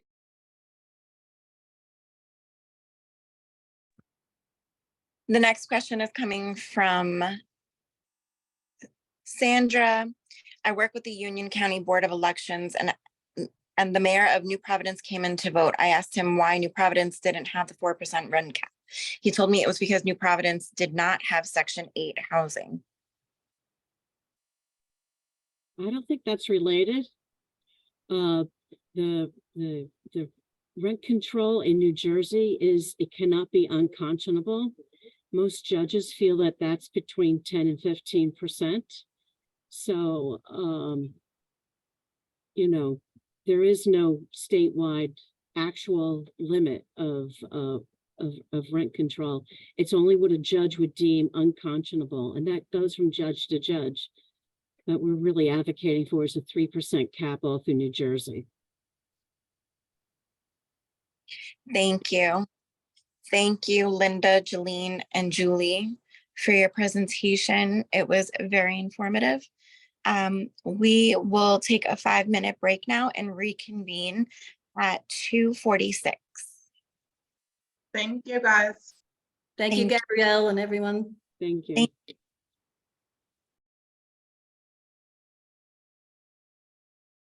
Introduce our second. Untapped economic opportunities for victims of domestic violence. Joining us in this panel, we have Michelle Lukowitz, who is the Director of Legal Programs for Partners, a nonprofit organization that advocates in the court and through policy for victims of domestic and sexual violence along with their children. Michelle has been a practicing attorney for over 20 years. Zamad Eid is a community justice attorney with American Friends Services Committee Immigrant Rights Program in Red Bank. He has been practicing immigration with AFSC since 2019, where he has helped families secure various types of humanitarian immigration relief. He develops training curriculums and conducts training programs for organizations on the fundamentals of family and humanitarian-based immigration. Franchelli Inoa is a passionate and dedicated professional with 6 years of experience assisting survivors of domestic violence. Through her different positions at the YWCA of Union County, she has become very familiar with the different forms of domestic violence and how they present themselves. In her time as a STEP coordinator, she has offered a variety of services for survivors, forcing on promoting independence through self-empowerment and financial literacy. Welcome all.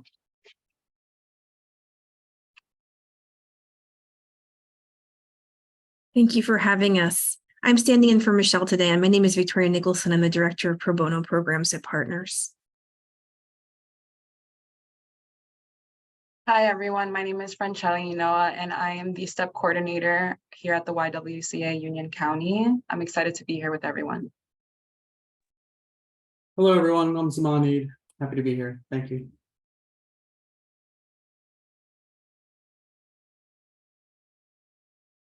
Do either one of you guys have a PowerPoint or presentation you would like to pull up? I actually do, yes. Okay.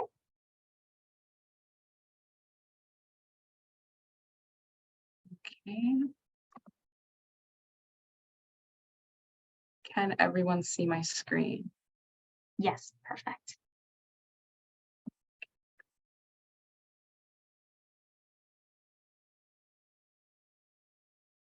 Okay, so STEP here at the YWCA Union County stands for Skills, Training, and Empowerment Program.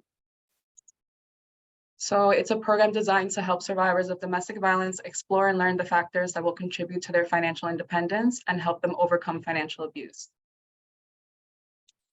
So some resources we use for supporting financial recovery. One thing that we focus on is credit repair And one of the main resources that we use is the Independence Project through the National Network to End Domestic Violence. So the Independence Project is a microloan program, and it is designed to help survivors improve credit. It offers them a small loan of $100 with 0 interest. And the benefit of this program is that they're able to continuously apply even after they've completed the microloan, paid it back. They can continue to participate in the program and continue to apply until their credit score goes up to a number that they're comfortable with. So this is a really great resource that we like to use.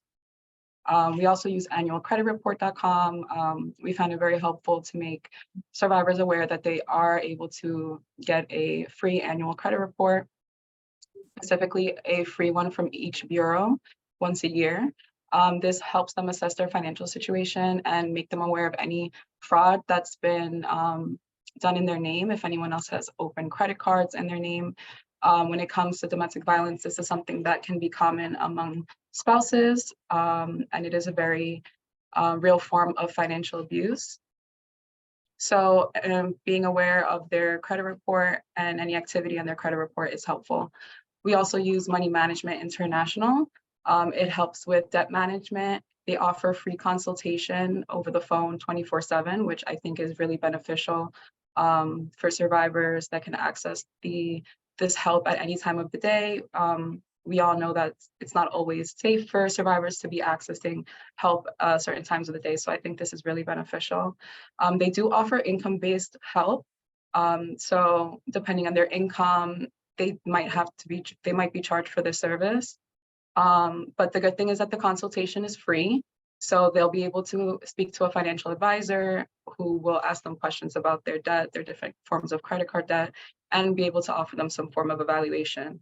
Another help that they offer is also tips on resources for budgeting to help survivors with resources in the community, maybe it be for food or things like that, that can help them limit their expenses. Something else that we help survivors is understanding banking and different forms of banking that could be beneficial to them. So Mochify is a resource that's very beneficial for survivors.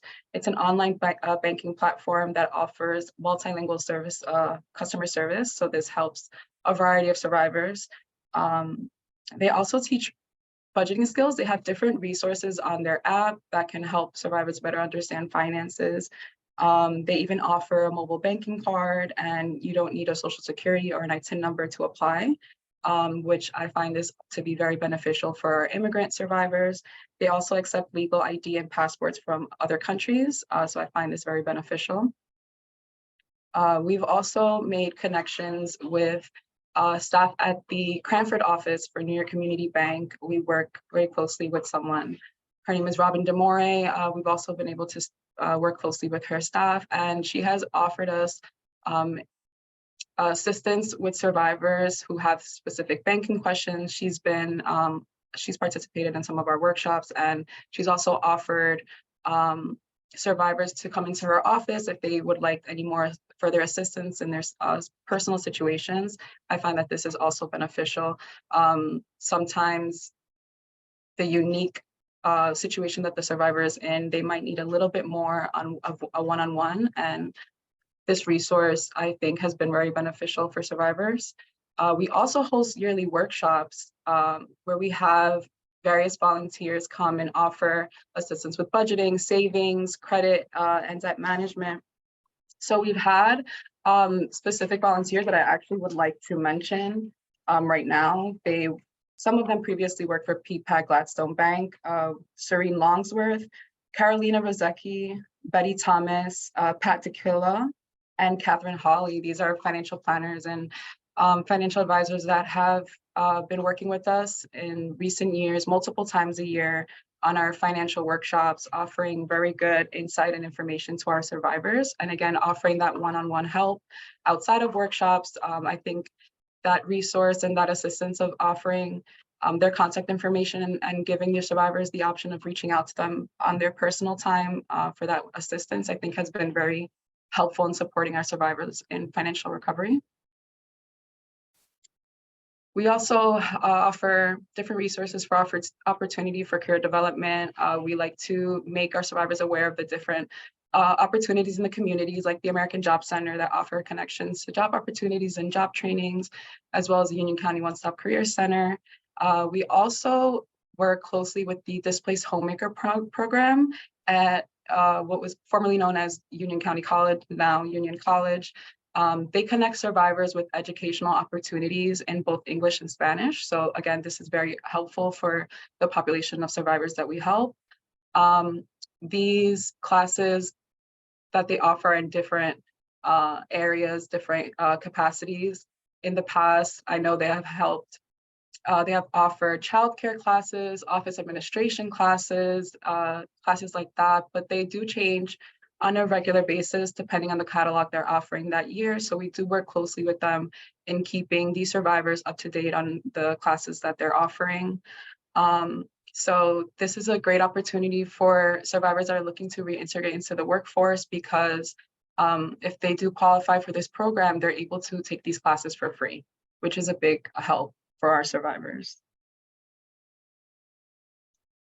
We also support those looking to go into entrepreneurship. Entrepreneurship provides an alternative approach to a job. It is very popular among our immigrant population. One resource that we really use is Rising Tide Business Academy, or Rising Tide Capital. It is a 12-week business course for entrepreneurs.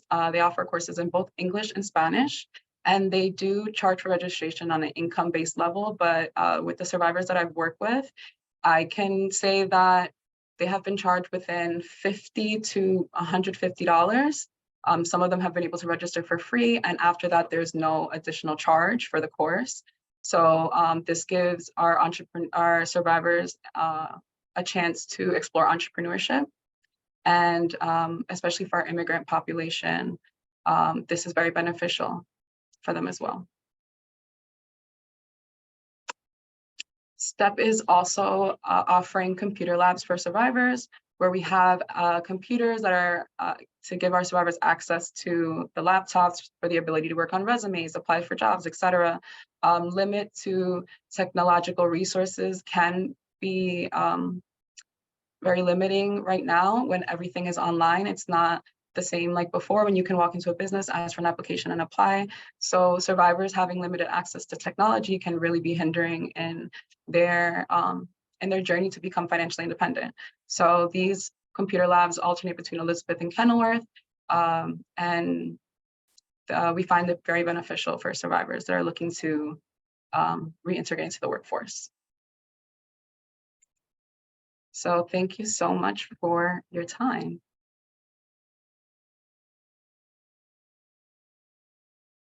It was fantastic. Thank you.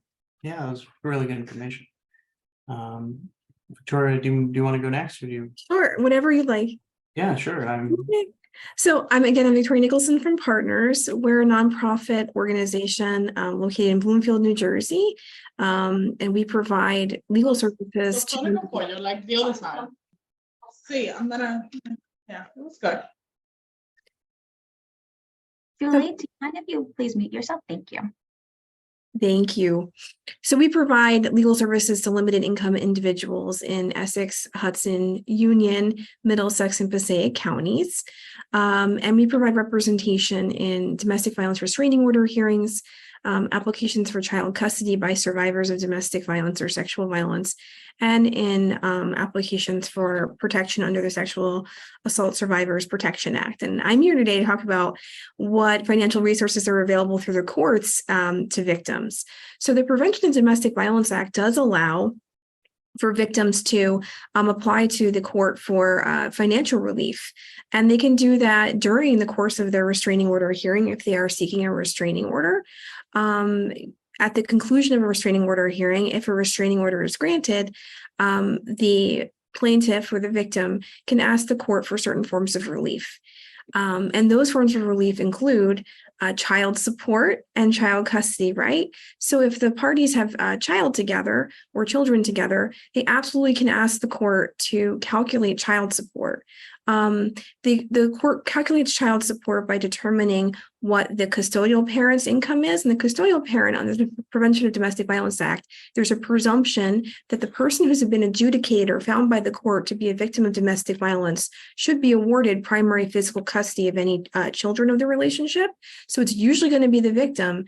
So the child support is calculated by determining what the victim's income is, what the defendant's income is, and the court, it is codified in law, but the court uses a software system to determine what the child support amount is going to be. And that can all be done in the same day as when a restraining order is granted. So victims are encouraged to absolutely ask for that immediately after receiving a restraining order from the court during the same proceeding. Also during the same proceeding, they can ask for spousal support. If the parties have been married, they may be entitled to spousal support. Certainly the longer the length of the marriage may increase the amount of spousal support that's available.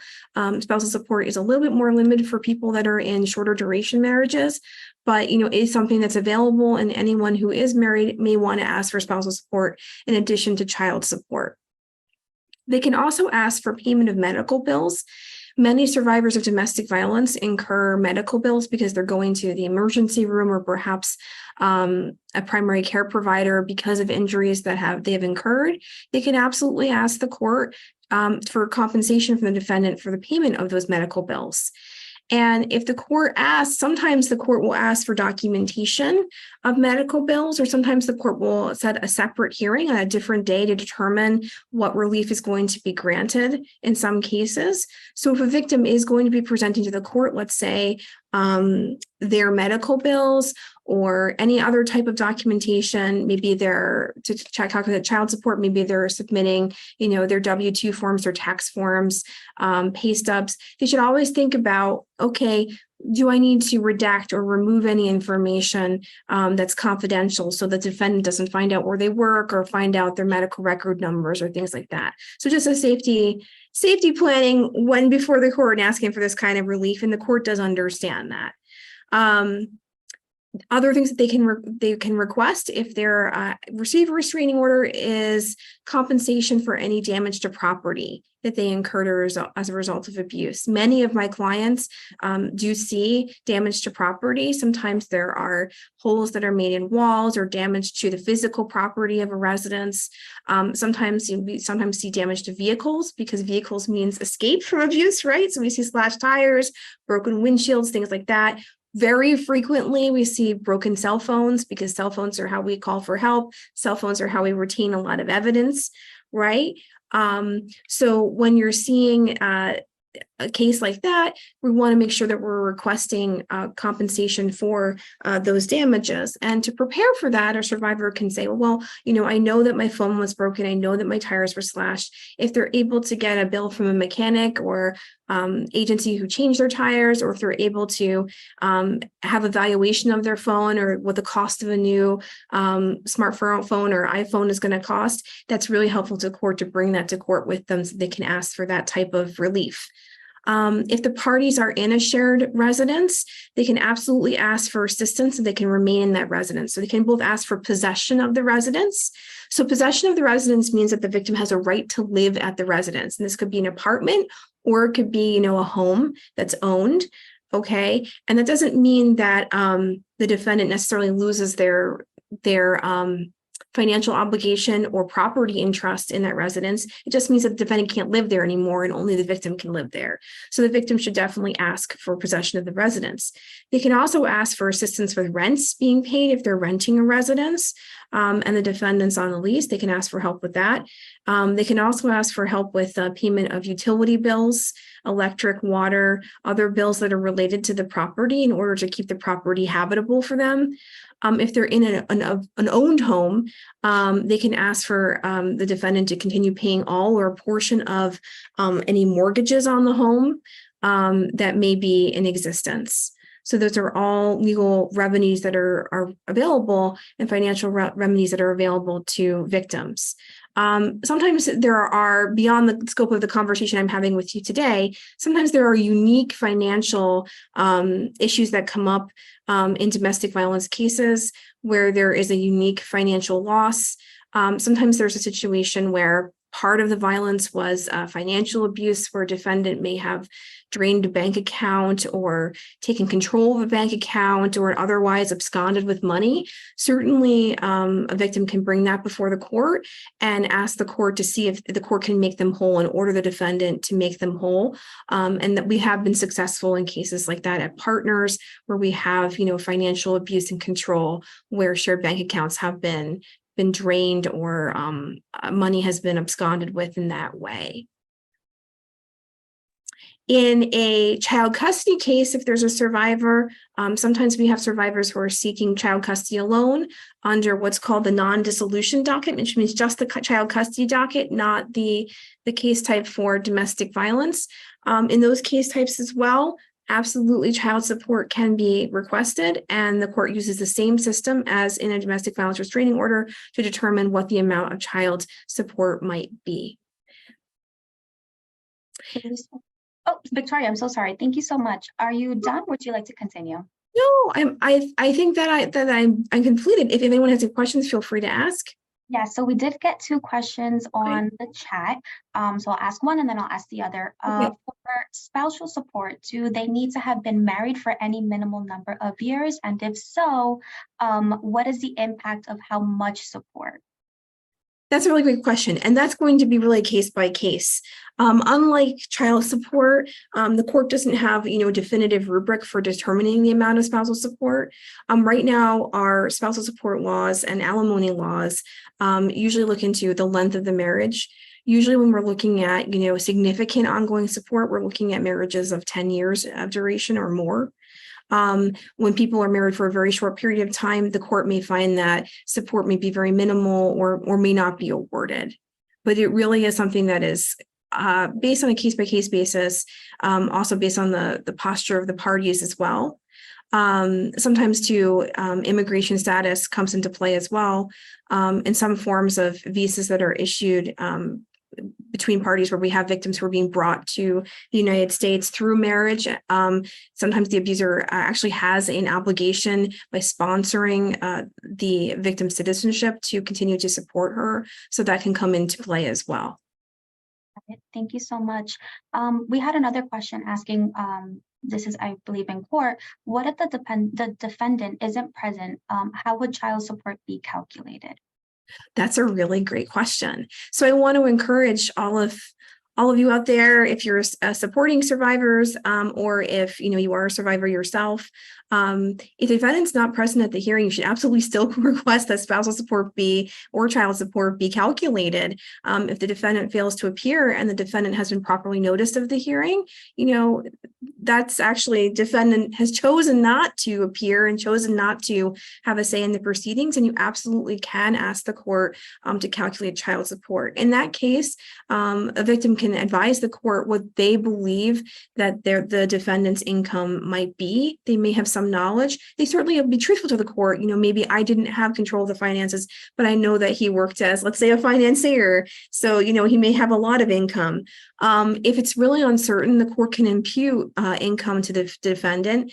Impute means assume that the defendant should be making a certain amount of money. So we've had cases where defendant is voluntarily under or unemployed, where we've asked for income to be imputed. So I'll give you an example of that. So let's say someone who's maybe defendant's an attorney like myself, right?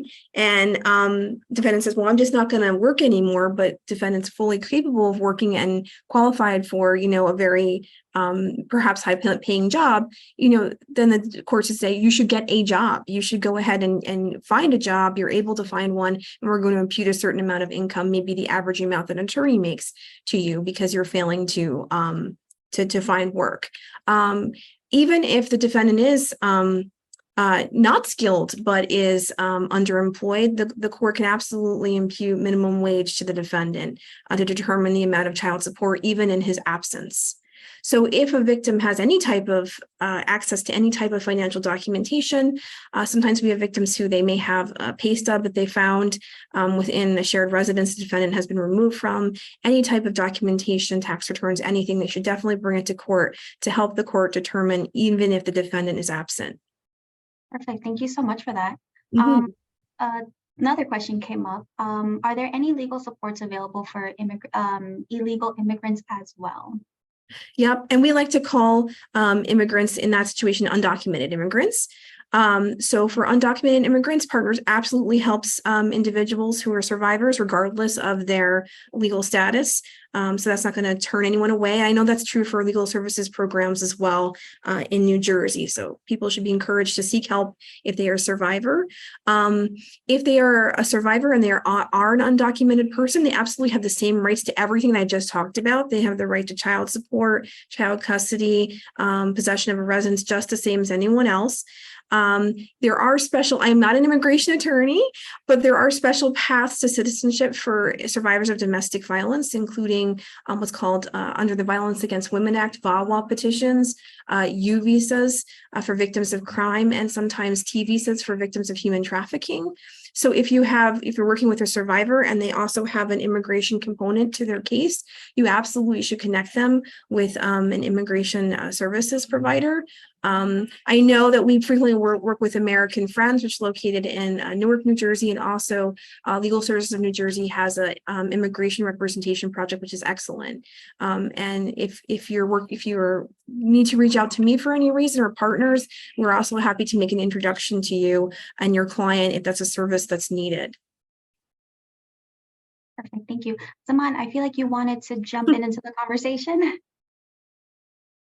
I think she answered it quite accurately. You know, there's from what I understand, so full disclosure, I'm a Pennsylvania barred attorney, and my practice in New Jersey is limited to immigration. But from what I understand, the New Jersey will not be considering your status because, and in addition to, like she said, that U visa, you have to go to the court, you have to file that TRO, you have to file the police complaint, you have to actually aid in the prosecution of the crime, and then also have that hardship of being damaged by the crime to qualify for the U visa. So it's all kind of fits together in that way. It does work, but there was another question that jumped in. I don't know if Victoria, you want to answer that last one, and then I can get going. Oh, okay, let me take a look.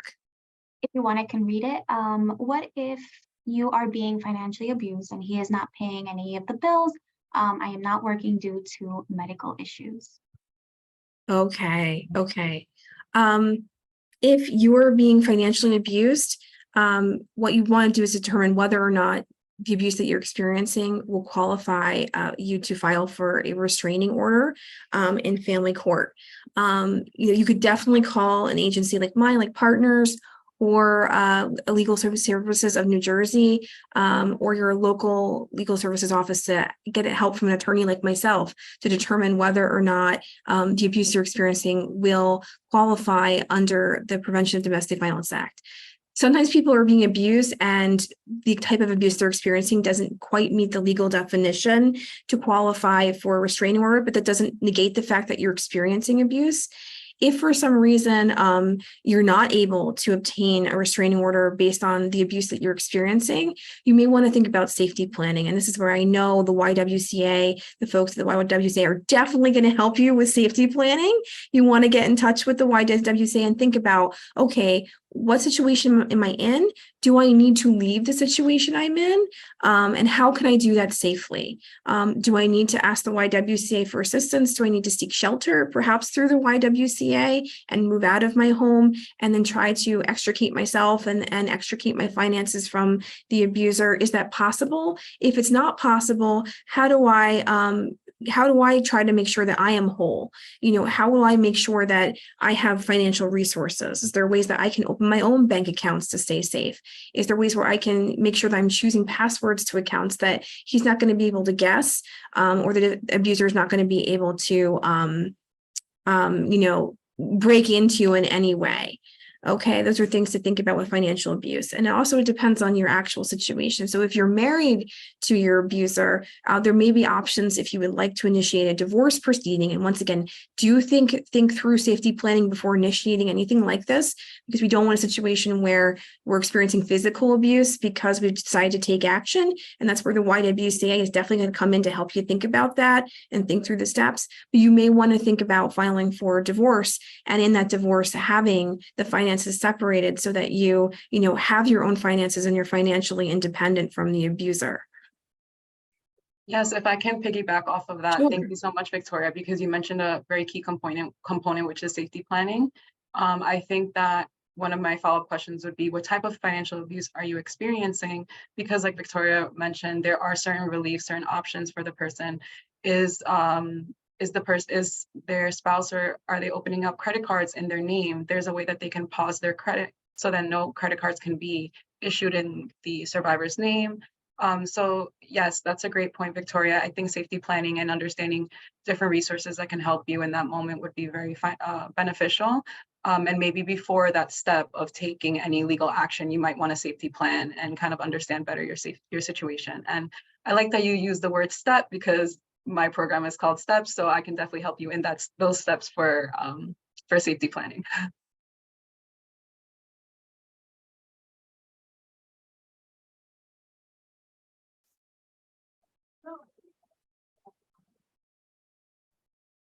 I'll mute myself here and.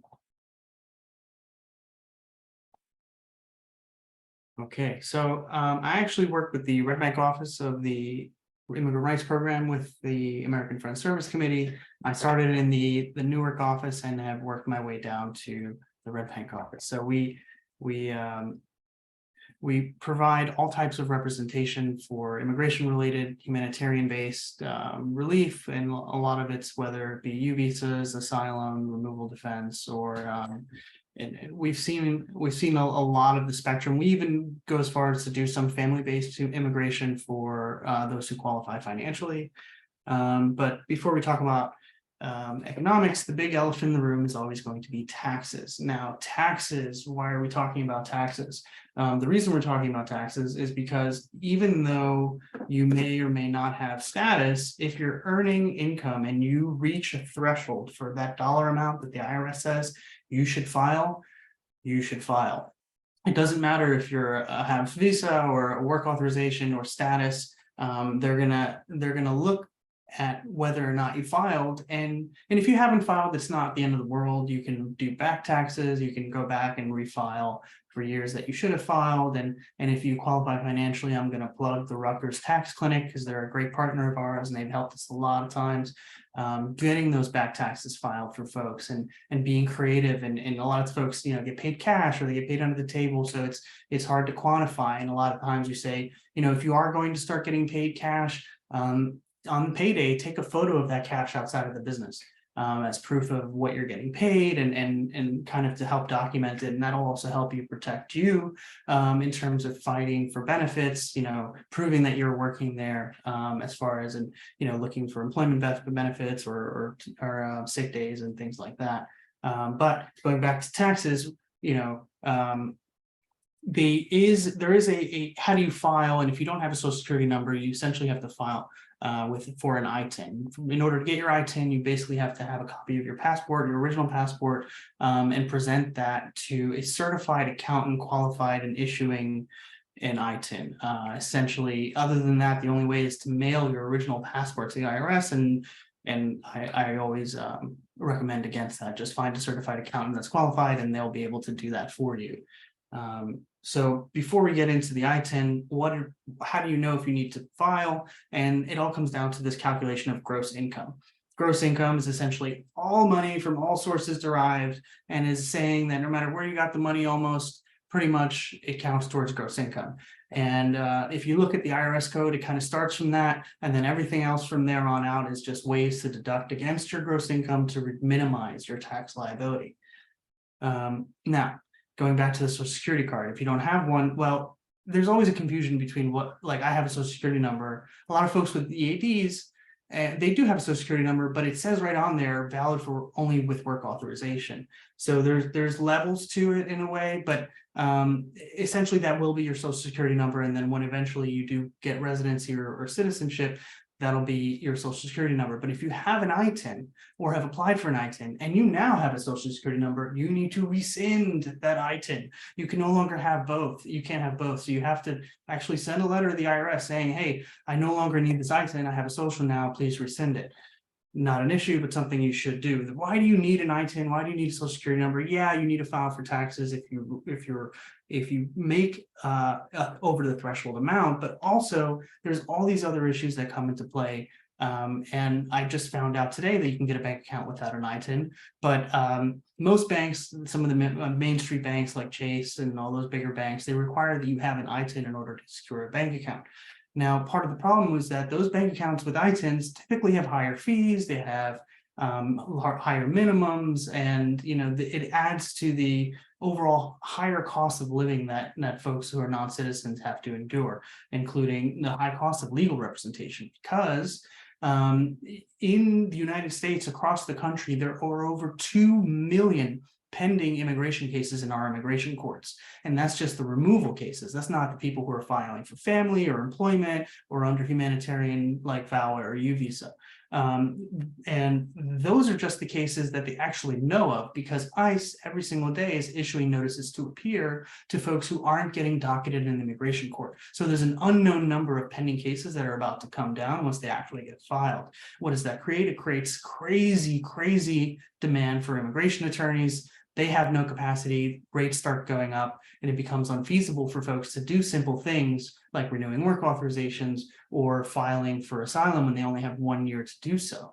Now, again, the cost of healthcare is exorbitant because, according to certain regulations that we'll get into later, non-citizens have been banned from being eligible for Medicare and from being eligible from a lot of health programs if they arrived post 1996. And in addition, even if you've been paying into a system, for example, like the Social Security Administration, you've been working, you've been paying your 40 quarters, and you think you're eligible for Social Security income, you're not. You're subjected to a 5-year ban, and you would have to then wait 5 years before you can even start to collect.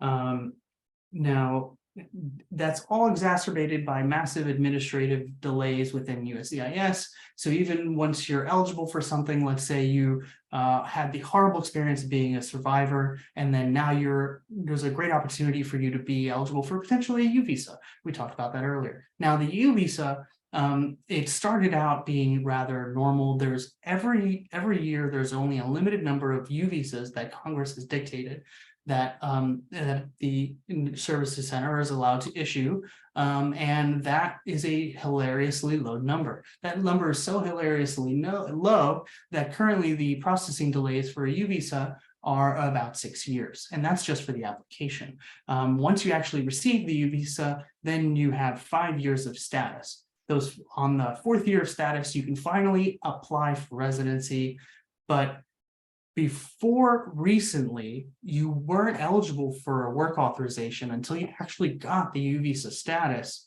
Recently, they issued a new process where they're gonna try to do bona fide determinations for applications that are pending to determine, okay, everything's pretty much here, let's give them a work authorization. Our office has only seen folks receive those types of work authorizations going back to applications that were filed in 2018. They haven't even caught up to the current applications yet, let alone the folks who are just filing now. So why does all of this kind of, create all this debt and potential expense, and in the United States, we're all about one paycheck lost away from being on the streets, for the most of us at least. And so really this is a thing that can happen to anyone, but there are protections in the form of bankruptcy. The U.S. bankruptcy courts are available to every individual in the United States, regardless of immigration status. One caveat: you need an ITIN. You need an ITIN or a social security number to be able to file. And why is bankruptcy important? Bankruptcy is important because, let's say you own your home and you're getting foreclosed on, file bankruptcy, they stop the foreclosure. They can no longer keep calling you. There's a lot of consumer protection laws that help prevent you from aggressive creditors and overly aggressive debt collectors, and all of those things that have been codified into consumer protection laws. You can then use that bankruptcy to help protect you from all of those things. And within bankruptcy, they'll create a plan, they'll try to figure out how much you should pay to who, but at least it's basically a catch of a net to help protect individuals in the United States from, too serious of financial situations. Now, going back to the entrepreneurship, I saw there was a little bit of a discussion about this earlier, and this is something I always recommend to folks, regardless. So again, I'm a Pennsylvania bar attorney. I'm not a New Jersey attorney. If you need, I can't advise as to like the form of corporation you should start, or if it's an LLC or whatever, that I can't say. But what I can say from an immigration perspective is that folks with work authorization are generally allowed to work for themselves as long as the basis for their work authorization wasn't from an employer. So if you, for example, are here on a work visa and you're full-time with your employer, you're probably going to you can still have a side hustle, but you're going to want to make sure it doesn't conflict with your full-time position and that they don't let you go because of it, because then that would jeopardize your visa status entirely. But for everyone else that has a work authorization under asylees, TPS, DACA, deferred action, cancellation, all of those other categories, you can work for yourself. So you can take part of the American dream. You can be a creator, a producer, a service provider. You can be an inventor. You can be build up your community, create a nonprofit, create a social services organization. You can do any of that. And why that's important is not only to be able to support yourself in ways that others may not believe in you. I always tell people, you're the biggest believer in yourself, and you have to be, because the reality is, if not, then who will be? But it always goes back to taxes. And I'm not a tax lawyer, but I did take tax in law school. And when you look at the actual tax code, there's a section on individuals filing for taxes, and then there's the section for corporations filing for taxes. And basically it says that once you have a business, now you can take advantage of all of those deductions that were otherwise not available to you. What does that do? It minimizes your tax liability. And if you're working, for example, a W-2 job, when you're paying into the system, by the end of the tax year, once you're filing your taxes and you're putting all your deductions together, you might even get a nice refund, because it all deducts against that gross income. And when you're W-2, they take that money preliminarily, but essentially, you can claw back and minimize your tax liability. Here's some of the policies we were talking about earlier. There's something you're going to hear about: public charge. If you're applying for humanitarian-based status, whether under U visas or T visas or under VAWA, you're not going to be subjected, or asylum, you're not going to be subjected to the public charge. You're exempt. The public charge is more like for a family-based petition and or employment-based petitions. Now that 5-year ban we talked about before, here is the PRWORA. This is the actual act that prevented folks from being eligible from getting Medicaid, as well as from preventing them from the TANF program indirectly, which was like an entry point into Medicaid. And like I was saying before, that supplemental security income, even if you hit, so essentially there's 7 categories where non-citizens can qualify for SSI, okay?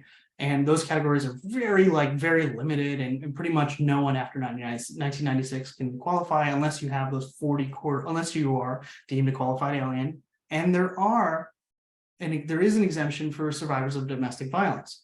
Now, you still have to meet another list of 7 criteria in order to still be eligible, even if you are a survivor of domestic violence. And one of those is that you would work those 40 hours, you paid 40 hours into the 40 quarters into the supplemental security income system. And because of that 5-year ban, even once you've paid your dues and you've done your 40 quarters and you're eligible, they then say, great, now you have to wait 5 years. So you can imagine what kind of detriment that puts on folks. And as far as the type of resources that are available to you without any status, here's a list of them. I'm not going to read them to save some time here. Here's that list in Spanish. And then my last thing would be, we try to do as much as we can. A lot of the benefit that we can help with is education. Education is such a huge piece. Just trying to figure out what's going on. What are your options? What's happened, and trying to figure out, what can you do? So what we have are 3 separate hotlines here. There's the Newark hotline for folks above Monmouth County, the Red Bank hotline for anyone under that line. And then if you have someone who's in detention, they can call the detention hotline. We have a dedicated set of attorneys that do universal representation within the detention facilities, and that is their hotline number. So feel free to call. We do offer free consultations over the phone, and if we need to, if it gets complicated and we need to sit in person and review all the documents together, we can. Not a big deal. And a lot of it's really you wouldn't believe how many people call and they're actually already U.S. citizens. You wouldn't believe how many people call and they're actually lawful permanent residents, and they had no idea. So, take the time to call. It's free, and I'm happy to talk anything through with you.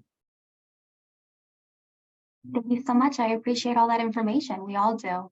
Thank you so much all for joining us today and all of the information that you have provided to us.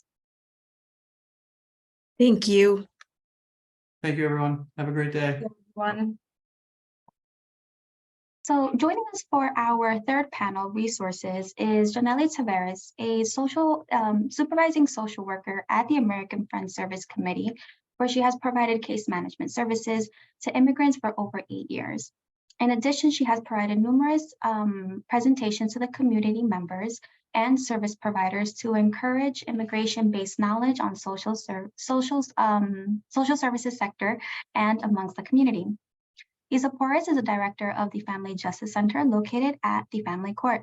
The FJC is a joint project with the YWCA of Union County, Union County's Department of Human Services, and the Union County Prosecutor's Office.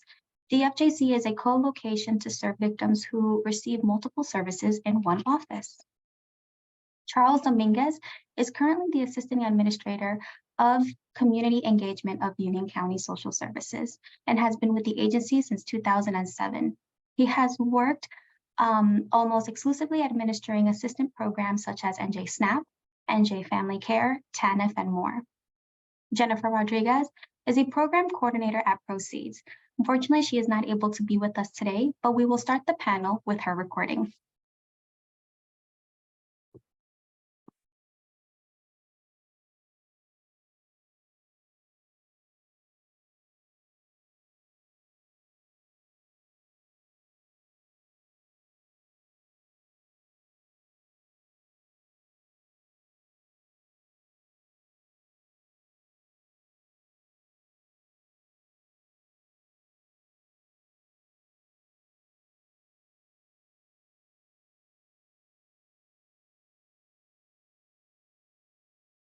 Hey, Melanie, we cannot hear it.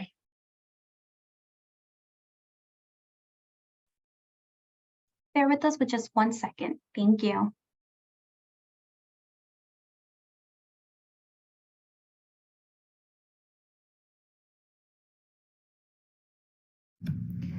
Good afternoon. Proceed Inc. is a multicultural nonprofit agency that provides several social, health, and energy conservation services to individuals and families throughout Union County. Proceed services are organized under 6 general categories. One of these categories is the family resources, where we provide counseling and education for our children and families of Union County. We also offer recreational events from our Family Success Center and offer parenting groups as well as domestic violence support groups, where our participants can receive education, resources, and emotional support. Another category is the HIV/AIDS services, where we provide counseling, testing, prevention, case management, health education, and support groups. Our recently opened drop-in center offers individuals and families dealing with substance use and housing instability a safe, non-judgmental space equipped with food, snacks, hygiene kits, fentanyl testing strips, and naloxone kits. The next category is the homelessness prevention and employment assistance, where we provide financial emergency assistance for rent, utilities, and food for people in danger of becoming homeless. We also offer employment search, preparation, and placement when available. Another category is the utility assistance and home improvement, where we provide heating payment assistance and weatherization energy conservation measures to income eligible residents of Union County. Proceed also assists Union County senior citizens with minor home repairs. The next category is the substance use treatment. Our treatment programs provide counseling in individual or group settings, as well as case management. We also offer peer support for those individuals that might be interested. Our last category is the Proceeds National Center for Training, Support, and Technical Assistance. They provide capacity building, training, and technical assistance that supports the workforce of community-based health and human service organizations. For further information, you may contact us at 908-469-3200, or you may walk in to 1126 Dickinson Street, Elizabeth, New Jersey. Thank you.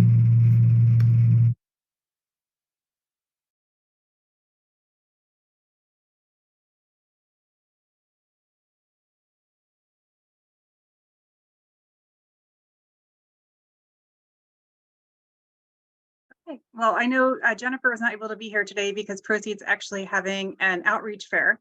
So if anybody is in downtown Elizabeth and wants to go over to Proceed's offices, they've taken over the street there. I'm totally blanking on the name off the top of my head, but it's from 4 to 7 today. And I know she very much wanted to be here, but she had to get involved there. So I don't know if any of you guys want to go first for sharing your agency's resources. Otherwise, I can go. I can start if you like.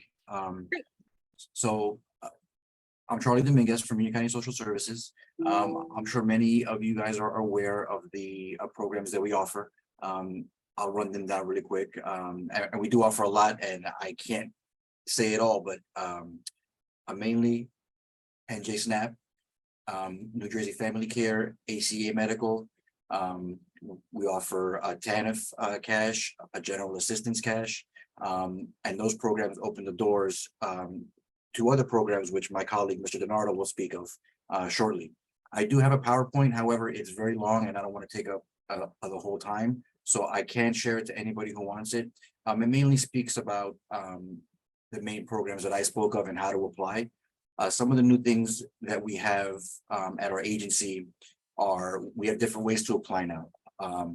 We have an online portal now where people can apply online, do the whole application online without having to come into the agency. It's the same thing as actually coming in. It reserves the day the same. You know, it's a very streamlined process. If we need anything from you or from the clients, we will be we can reach out to them and, you know, call them up and ask them, listen, I need this or I need that. But it's just a way to give access to more people to our benefits. So again, I'll make that PowerPoint available to anybody who wants it. I'll leave my email in there. Anybody has a question about social services or anything that we offer, you know, by all means, you can reach out. Thank you. Hello, I just want to make sure everyone can hear me okay, because sometimes my computer's a little weird, and I apologize for the noise if we're a little busy later in the day. So I'm Scott DiNardo. I'm currently the Sanction Unit Supervisor at Union County Social Services. I work in the department that handles housing, work activities, sanctions, transportation, and time limits. So before I go into kind of like what you have to do for our department, I'm going to just go through the process of what happens when someone comes in for us. When someone comes in and they request housing and they're a victim of domestic violence, what we do is we ask them currently how they're feeling, if they are in imminent danger and their feel for their safety currently. If they are, we give them the hotline number, which is 908-355-4357. We have them call. They'll deal with the person on the hotline directly. We are not involved. We'll give them space. They can make the phone call here and take as long as they need. If they go that route, our goal is hopefully through speaking to the hotline, they can get placed somewhere in a secure shelter or area where they can feel safe. If on the other side, if they say they are a victim of domestic violence, but they're not fearful for themselves, what we do is we complete a referral anyway. It's called a family violence risk assessment referral. So it's confidential. We don't ask any in-depth questions. We basically just ask for their information, and we ask if they need any transportation, any childcare, anything like that in order to complete the referral. So what we do is we'll ask if they are requesting any waivers from any programs for us. So the most common waivers that people ask for my department are work requirement waivers, EA time limit waivers, and 60-month time limit waivers. So the work requirement waiver would mean, is a little background, is anyone that gets any type of cash assistance at social services has to comply with a work activity unless they're deferred medically or otherwise. So if you were requesting a referral from that and it's granted, you wouldn't have to complete the work requirements. You would be deferred from it due to the waivers. For EA time limits, once you receive 12 months, that's the lifetime limit. You would have to apply for an extension. If you request a waiver from that, we go that route. That doesn't mean you don't have to do the extension application and the whole process. You still have to go through the process, but you're applying for the extension based on the waiver instead of another guideline that you may have had to apply under. And the same thing for the 60-month time limit waiver. Everybody that gets cash assistance is only eligible for 60 months for life. If you request a waiver from that, if you're over that number, you're requesting a waiver, you go that route. You still have to have the meeting with that unit to talk about that and see your options, but you can go for a waiver for that. Now, what we do is after we complete this referral, we fax it over to FEO. They will contact the client directly. They'll complete their portion of the referral, and then they send it back to us. So what they do, FEO, is they'll say what risk, after doing their risk assessment with the client, what type of risk the client's at, whether they're high risk, moderate risk, or low or no risk. And that they'll also put what waivers they think they should receive the client, and also if they think that they should get any services or activities, whether that's domestic violence counseling, behavioral health, substance abuse services counseling, housing, or whether they can just go into a normal work activity. And they'll send that to us back along with a description of how it went and everything that we can do to help the client. So that's our main tool, because we're not the professionals when it comes to domestic violence. So we rely on the professionals for that. And then we just go based on the recommendations. That's what we do. So what we do for our thing is housing. So anybody that needs any type of housing that's homelessness, they can come in, they can apply. We complete an application. And then we just need verification of homelessness if someone does that. So we basically just need to know for the past year, what has happened in your life that has gotten you to the point now. So once the person provides verification of that, then we can begin placement. And the same thing, if they need transportation to that place, we provide that. If they need childcare to go anywhere, or to do any work activities or anything, we provide that as well. Anything along those lines, we will be willing to provide after we go through our normal guidelines. So even if someone has all the waivers, we still have to go through our guidelines, take applications, get verifications, do interviews, do all of that stuff. Just because you have a waiver doesn't mean it's just automatic. We still have to do the normal stuff. There has to be, unfortunately, a paper trail with everything that we do. But those are the main things that my department provides. So, and that's about all I have, unless anyone has any questions. I see in the questions that someone asked about contact information. I don't know for you or for the best way to reach someone at social services to start the process. Yes, I have my email is, I can put it in the chat if someone wants it, or I can just say it. It's Scott, SCOTT DiNardo, DINARDO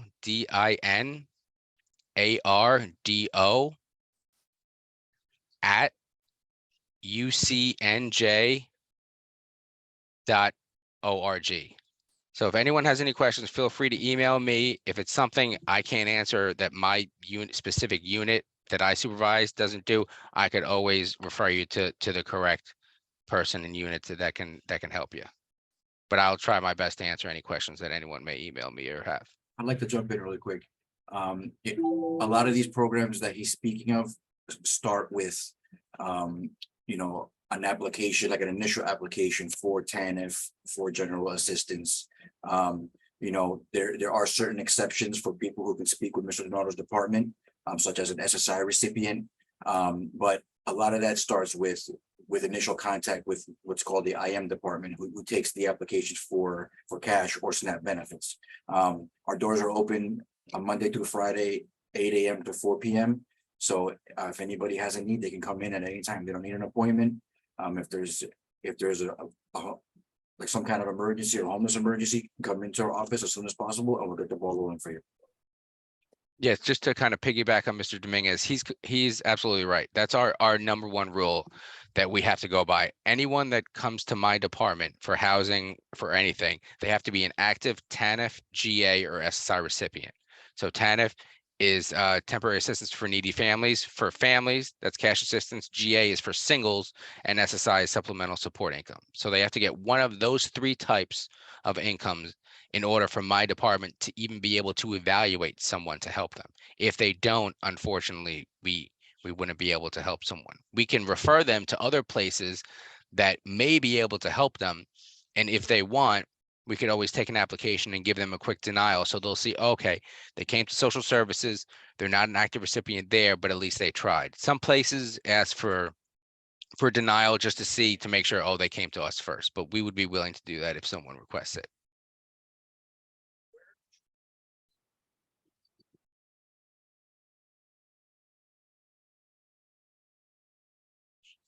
Okay. Should I guess, answer? We have some questions in there about what happens if someone comes to Union County from another county because of domestic violence. Do you help them the same way you would if they didn't leave their original county? So it depends on kind of the circumstance. If they're going through family violence in the other county and that they're sent them to a place here, we don't know where they send them. That's the thing. If someone is working with family violence and is placed, we are never aware of the location of that. So you would usually stay with the county that you originated in. But that's a tough question to answer without specific knowledge of what is going on. That's a little too vague. If someone's here and let's say they came from Hudson or something like that, and the reason is because of domestic violence, there's always ways we could try to do things. We would have to go through family violence to see, okay, this person's coming through them, they think they should stay here. Then, I mean, worst case, we could always have the case transferred. I mean, that's always an option, but we would have to work with each counties, and it depends if you're getting active benefits from the other county or not. If you're not, then it's a lot easier than if you are. If you are getting it, then it has to be transferred. If not, then we could work around certain things. Okay, the next question is, why is it taking so long to get assistance when they try to prosecute, when all the money comes in with the way? I don't know what that question is. And I mean, if this is a standard question that I get all the time, as you know, being in community engagement. You know, we are extremely behind in social services. You know, we've had a 200% increase in demand for our services since we kind of reopened for COVID, because we never really closed, but we were severely short-staffed. We are operating at a severe a shortage of staff right now. That combined with the uptick in applications is causing us to fall behind a lot.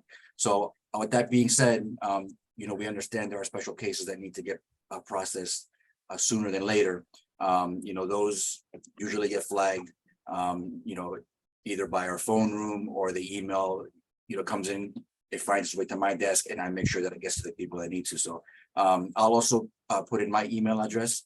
If anybody has any questions about that, I can check on the status whenever I get a chance and let you know what's going on with the case.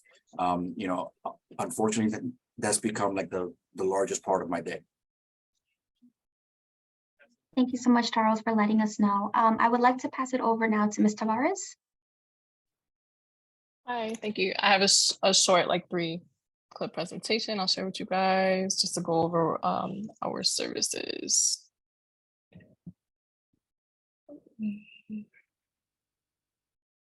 Okay.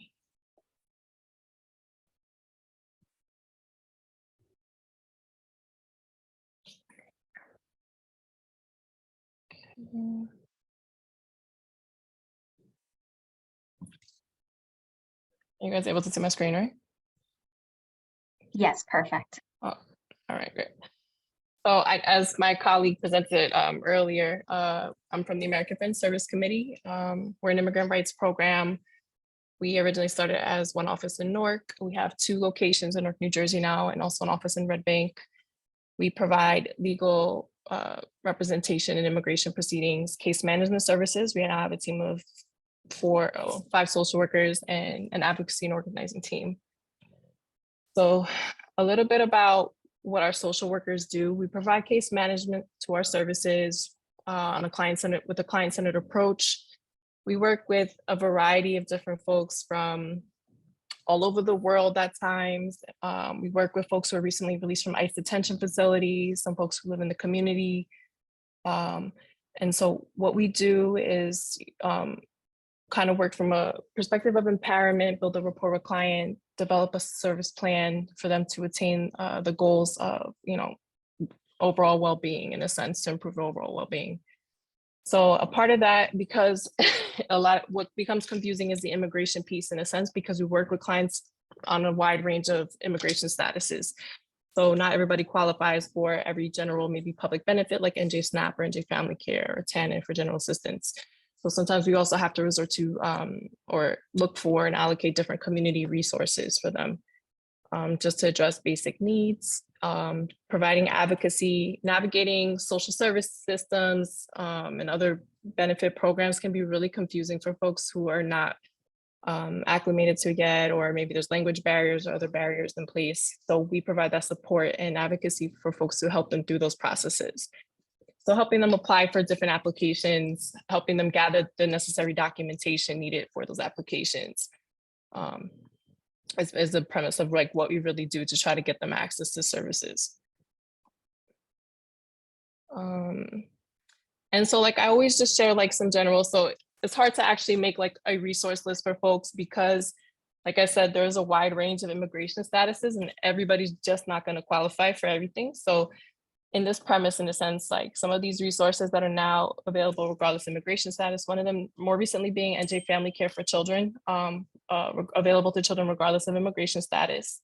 For adults that have qualified, some survivors who have VAWA or asylees or UV recipients, they would also qualify. We also refer and utilize federally qualified health centers that are located in each county of New Jersey for some basic medical needs. We do refer out to those a lot and encourage folks. Food pantries, soup kitchens, the WIC program for new moms, domestic violence shelters and programs, obviously, and some Section 218 HUD housing programs that are available to our recipients and children with qualified immigration statuses or have U.S. citizenship can be used as placed as primary applicants for these programs. So we definitely do encourage that. Just some of the basic premises of like in working with survivors, questions that we get are like, what benefits are available to those with the prima facie? So a lot of survivors aren't even aware that they have access to any services with this document. And, essentially they're qualified for, public benefits, NJ SNAP, TANF general assistance, NJ Family Care, HUD housing programs. So we do help a lot of our survivors guide and apply for those programs. Another question to get is, are VAWA, UVisa, or asylum recipients, are they subject to public charge? My colleagues of mine also touched on this previously. No, that's the short answer. They are humanitarian-based statuses, and they're not ever subject to public charge. So a lot of folks, through the change of presidential administrations and the changes in public charge policy going like back and forth, a lot of folks were unsure or fearful to enroll in public benefit programs with the fear that it would affect them down the line immigration wise.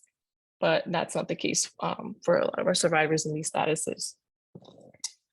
That is a general sense of my slides. So I've been doing this work for a little over 8 years now. I've become very familiarized with how immigration statuses affect access to benefits, what statuses qualify for what benefits. So essentially, if like there's ever any questions or any specific cases or you want clarification on, I mean, please feel free to reach out to me. I can actually, I'll share my email in the chat too, so that you guys are able to contact me. I think it's only, okay. So let me know if you guys could see that. We are not able to see it, but if you'd like, you can say it out loud and then I'll make sure. Oh, perfect. We do see it on the chat. It's also, yeah. So jtavares@afsc.org. That'll be my email. You can reach out to me. Like I said, any case specific questions, or you guys can call into our general office. I get calls all the time about asking specifics, so I have no problem answering. Perfect. Thank you. Yeah, thank you guys.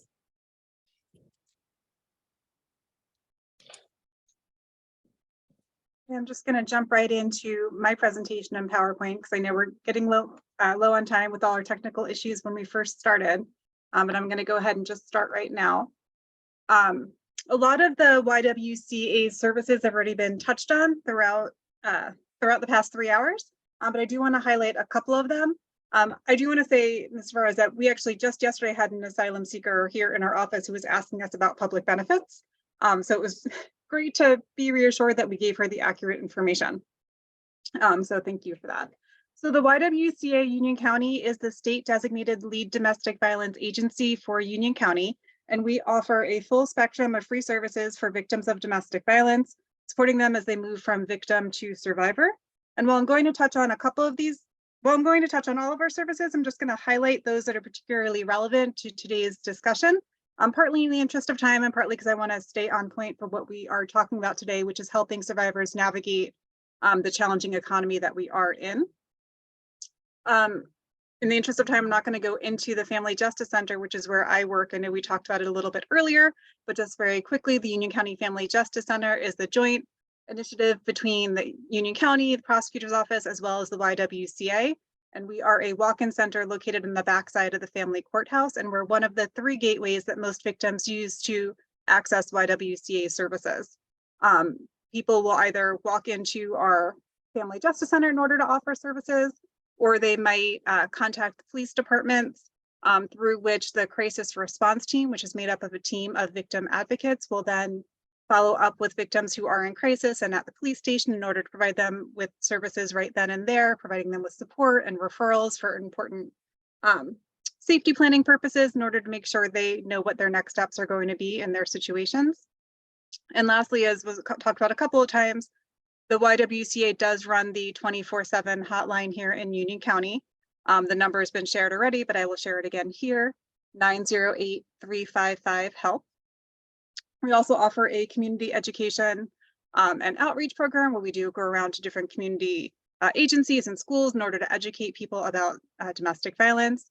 Our PALS is a art therapy program for children between the ages of 3 and 17 to help them deal with the trauma that they have been through.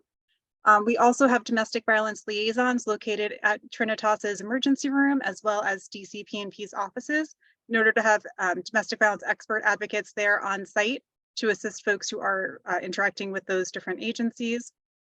We offer individual and group counseling, both in English and Spanish. All of our services are provided in English and Spanish, and I should add that our hotline has access to language lines. We're able to assist victims in all languages when they do call us. And the 3 programs I want to highlight the most are our case management, STEP, and residential services, because I think those really do resonate with what we're talking about here. I know I saw a comment in the question and answers about applying for VCCO, and our case managers, as well as my team here at the Family Justice Center, do assist people in applying for VCCO. VCCO is we could talk an hour and a half about that, but for those who aren't familiar with it, I urge you, in the interest of time, to Google it. It's through the New Jersey Attorney General's office, and it is financial support available to folks who have been victims of crimes. There's an application process, and we do assist them with that, and that is actually a great source of an untapped economic resource for a lot of victims. Through case management, similar to at American Friends, we assess the needs and goals of our clients and provide them with support. We help the clients set their goals of self-sufficiency and independency from their abusers, and help them access community resources for wide-ranging services such as housing, immigration, social services, food stamps, legal assistance, childcare, and other needs. And we also help them navigate through all of the various complicated systems that are out there that they do encounter.